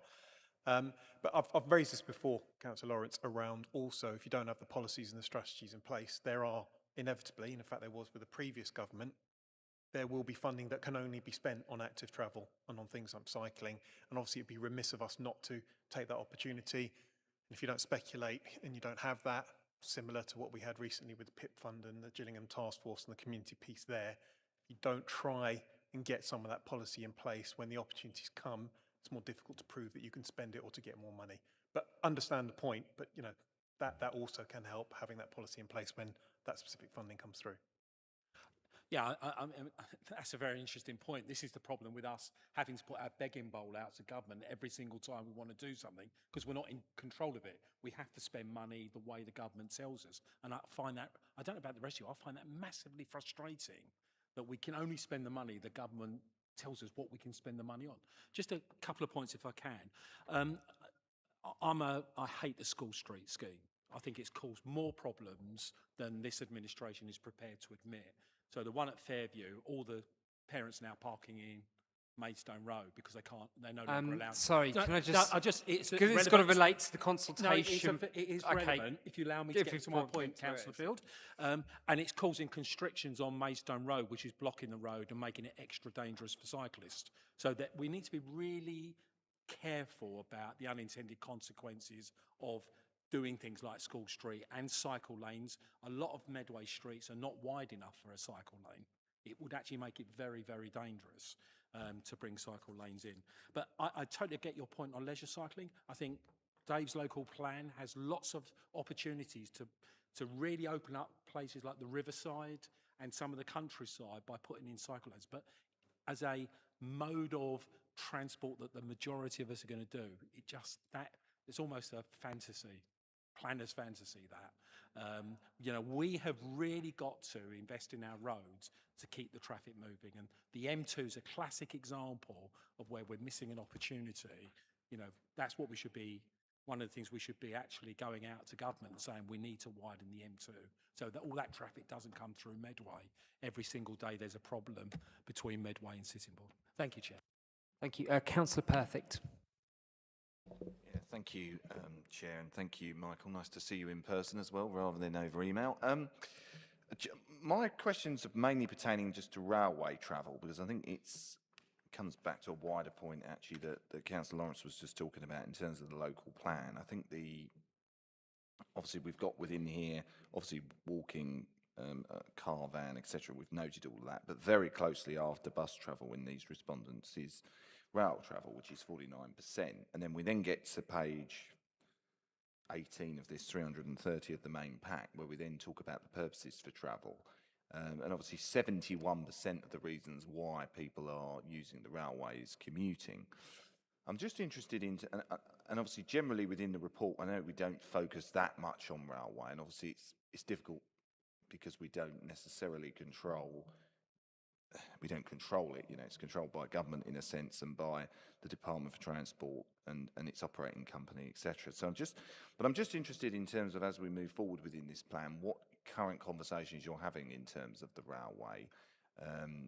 Obviously, we've got the wider local plan conversation, but actually sort of how we develop this as part of our strategy, because I think there is still a piece of work that could be done, not necessarily around commuting, because there's always the sort of, you know, our towns commuting into London, we're always going to have that as a sort of base, but I'm just interested in terms of how we get people using the railway in order to avoid using cars, to avoid using other forms of transport on a longer term, and how we then increase the potential of the leisure activities, because I think that can help that wider active travel point, which is if you've got active travel does work where you've got a very strong public transport system that's well linked, you know, railway that links clearly to the bus network, links clearly to cycle routes, very accessible, and then you get, you know, that sort of what you get in central London to a certain extent, that perfect harmony of everything together, and no one needs to drive. Now, obviously noting we're probably not going to get to that point, but I think there is a point around railway travel that we probably need to do more, and I wonder if there is also a piece for central government around what we should be asking for in terms of improving our infrastructure, because I know when I certainly have met with Steve White and others at South Eastern in the past, I think there's certainly a level of interest in doing more. I think sometimes there's a feeling it's very difficult with the, you know, the archaic infrastructure and everything else that you can't really do anything to very easily without spending, you know, tens of millions, billions of pounds in some cases. But apart from that, it's a very useful report. Thank you. Thank you. Did you want to briefly go on the rail? Yeah, I could briefly come back on that. I mean, that's the benefit of bringing this item here. So these particular issues can be brought into focus. So I do agree that rail is a really important mode of travel for us, and we can make sure as we go through the development of the plan that is given due weight. I think there's some key things coming out the survey there around cost, around the ease of purchasing ticketing, around coverage of routes and access and things like that. But there's also things that relate to rail at a very local level. So I'll be providing adequate parking for vehicles, for cycles at stations. Do people feel safe walking to their stations? And also you made a really good point about integrated ticketing as well. So it's really important that as we develop the plan, we have some really sensible proposals and policies for integrated ticketing across all public transport modes in Medway. So yeah, thank you for raising the rail issue, and certainly we'll make sure that's given some very careful thought moving forward. Thank you. Okay, so I've got Councillor Doe, Councillor Hamilton, Councillor Peake, and then Councillor Mrs. Turpin, and then I'll have my say. Guess what it's going to be about? Okay, Councillor Doe. Yeah, the question I'd like to ask really is, we obviously see, it doesn't take a genius to see that we have a bus system which is failing. There's no question about that. You see a number of double-decker buses running around with about 2 people in, you know, and I think that somehow we don't. I'd like to be able to grade at this plan against the plans of other authorities to see if we can't find, not necessarily even over here only, you know, perhaps in Europe, where we must find better ways of actually making sure that the transport we have is sweated. I mean, for example, and I don't have easy solutions to this. I'm not pretending there are easy solutions, but I think we need to start looking for them. I mean, when you actually drive past, for example, the Norse car park up at Rochester, you see dozens of vans just sitting there between their various assignments and so on. Could they be sweated more? And I just wonder really whether, you know, how economic it really is and how sensible it is to have a policy with buses where they are going around for the most part, apart from taking children to and from school, the rest of the time they're honestly walking around with very few people in them. And I think that to me is a terrible waste. It's a waste in terms of what we're actually paying for, as it were, and it's a waste in terms of the pollution aspect as well. And I just think that we need to really think this through and say, if we measure this plan, which is perfectly valid, I think, within its framework, against those of other people, I cannot believe that there aren't better ideas for making sure that we sweat the units of transport that we already have, or indeed change them. I think schemes like dial-a-ride and all this sort of stuff. You know, how much of that can we actually incorporate into a sensible policy, transport policy? Now, I know it's not easy because I know that you've obviously got an awful lot of focus on, you know, getting the day job done, which takes. But I do think we do need to have this long-term thinking about it, because I don't think we're getting anywhere with it. I think, you know, and that's not to disparage the fact that, you know, you do some very good little initiatives that make some, you know, marginal differences, but the large part of the problem is just not tackled. And I think we just need to think about that in much more, shall I say, outside the box thinking that is going on at the moment. That would be that's my feeling. So I would like to actually see how this plan measures up with the best in class, as it were. You know, there must be. I know no two authorities are exactly the same. Absolutely. I think that point around benchmarking against similar urban areas is a very valid point. So I appreciate the time's going on a bit, so we just need to be a little bit snappier here. Councillor. Thank you, Chair. So I'm just going to keep mine short. I suspect it will be a briefing paper in a response to it.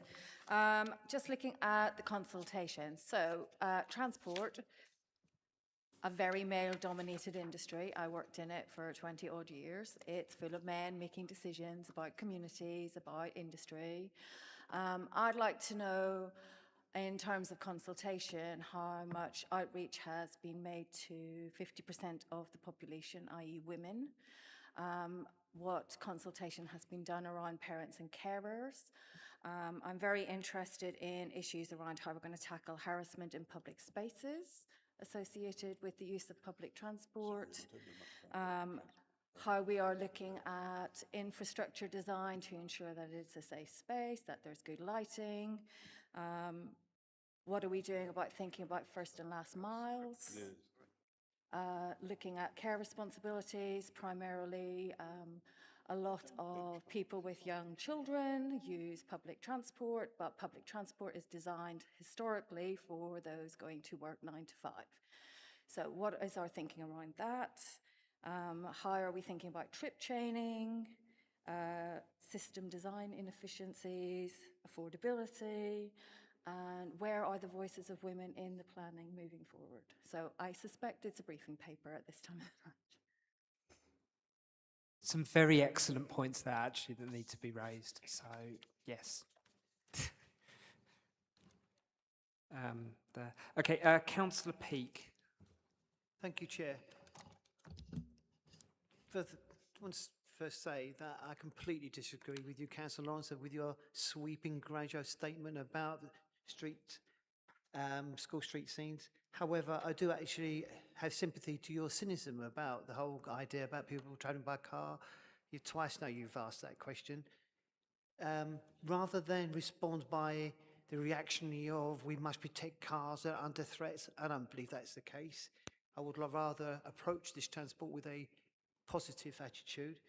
There are great challenges, but I do think that if we can get something into place, then we could make maybe a not so huge, but still nonetheless a significant change. It's a bit like chicken and egg, isn't it? People don't use the services because they're not very good, so you need to get them upgraded so people would use them. So to give an example, because to me this really stated very clearly, when back in April, I came very frighteningly close to possibly losing a significant amount of my eyesight and was not allowed to drive. I have a client that I work in mental health, it's in the community. The drive time to get to that client from my house is less than 15 minutes. To walk, 15 minutes. By bus, by 2 buses, an hour and 15. So it's not surprising, is it, that as soon as I could start driving again, I've started driving. And I think that, to me, it highlights the problem. I would dare to say that if we are going to do something dynamic, I think that's what Councillor Doe you're referring to, we're going to do this properly. We do actually have to manage the situation. And I know that flies in against the ethos of what I see is actually quite a fantasy. Oh, the private sector is so dynamic and by its dynamism. Okay, sorry, can we go? Yeah, sorry, but the idea that private sector is so dynamic, we all are just automatically better off. Well, actually, I am actually a believer in horses for courses, and I think this is one of the areas where we need to have some kind of management and control to try and make a local transport plan work. Thank you, Chair. Thank you, Councillor Peake. Councillor Mrs. Turpin. Thank you. Oh, thank you, Chair. Thanks, Michael, for the report. I just had a couple of questions. So just going back to the cycling. I mean, I think it's quite a difficult. Medway is quite a difficult area for cycling, and although I did cycle here tonight, I do have a pedal assisted bike, so it makes it easier, and I can understand why there's higher numbers of people sort of cycling for leisure rather than sort of commuting, because you can obviously do it for fitness and you're going out on a proper bike, as I call it, and you know, and doing sort of exercise. But you know, if you turn up to work on a bike like that, if you're like me, I'd be in a right sweaty mess, so hence my electric bike. But so I think, you know, the way that we're very hilly here doesn't help with people sort of cycling, using bikes more. But also, I just think, you know, talking about sort of cycle lanes and things, I think we do have to be careful what we create. As much as I do like when there is a cycle lane, I can go into it. If I just think about the one on Dock Road here, I mean, I should be able to just cycle down that quite easily, and you've got these horrible poles sticking up, and you just feel like your handlebars are going to hit them. So I'm sort of cycling with a sort of, I must remember to actually check one day whether my handlebars will go over it or whether it's just an illusion. But I just think we need to be really careful on what we do create when we're doing cycle lanes, and ensuring that we're perhaps using cyclists to come and, you know, test it out before we put these things in, because I don't particularly like that one. And then my other question was just with regards to the walking to school. Although it sort of says in the report that it's more positive, I mean, I was just horrified that only 23% of people said they'd be happy for their child to walk to school. I mean, it's just horrendous. I can understand the cycling again, because I think that time of the morning I wouldn't want my children to cycle to school, because I think it's a time of day where people are stressed and maybe not driving as well, and cycling is just would be quite dangerous. But yeah, the walking is really concerning. Was there any more sort of detail as to why that was? Thank you, Chair. Yeah, thank you for your comments on cycling. I think there's some clear things that come out from the engagement we've had around cycle facilities, better cycle route maintenance, segregated cycle lanes, safer routes, and improved road conditions, some of those things. But you're right, we do need to be very careful in terms of how we design that cycle infrastructure. But we also need to bear in mind that there is guidance from national government as to how we should construct that cycle infrastructure. So, and if we can't do it in accordance with the guidance, there are some questions to be answered there, really. In terms of walking, safety was, and Councillor Hamilton touched on this as well, safety really came out. And what surprised me was it wasn't talking about safety in the traditional way that we think of people being hurt on our roads. It was more about the perception of safety. So, and particularly in terms of women and vulnerable road users as well. So that's something we need to be really mindful of in terms of developing our plans, how people feel when they're walking and cycling around Medway, and what can we do to make that experience better for them, to encourage them to undertake those journeys by sustainable modes. Sorry. So yes, those are key considerations, and yes, just to come back and thank Councillor Hamilton for your comments as well. I think they are all covered in the emerging themes that we're putting forward for members to consider, but certainly we'll make a note of those and make sure that they are taken forward as part of the plan development as well. Thank you, Chair. Just very quickly, I'm just really conscious this is a real opportunity for us to ensure that half the population's views are really built into our plan moving forward, which would be fabulous and groundbreaking in itself. Thank you. I don't have any further indications, but I just want to say thank you for doing that work. It's very, very useful to actually hear what our users think of our transport network. And as somebody who works in the industry, it's very self-evident, actually, that those are the issues that are in Medway. Our buses aren't reliable enough. They're not seen as attractive. The frequencies, particularly at night time, aren't great. We have issues with road conditions. I think everyone's seen it through pothole time. There are significant barriers to active travel. I think one thing I would say is that we shouldn't necessarily see barriers and rule things out. So, for instance, actually we might want a policy movement towards, say, things like more integrated, more defined franchise bus network as opposed to an enhanced partnership, because that might not necessarily have worked for us, even if we might not necessarily have the powers as a unitary or as a new unitary. But I think members are going to be involved very much in workshops coming forward, so we can speak more about that at those times. But I just want to say thank you very much to yourself and to Kathleen as well for staying to the bitter end. So I'm going to pass over to Esther for a recommendation for this paper. Thank you. So the committee's recommended to note the baseline consultation report, Appendix 1, and endorse the emerging themes that will guide the development of Medway's new local transport plan. We also had that request for the briefing paper addressing how the consultation has been representative of all community views, including women, focusing on safety and parents and carers. I don't know if that was then covered by the later response, Chair, whether we just want a bit more clarification on that. Yeah, yes. Okay. Thank you. Okay, is that seconded? Thank you. Is that agreed? Okay, thank you very much. We're going to pass on to the petitions update. There is a slight update to the actual response to the petition, I understand.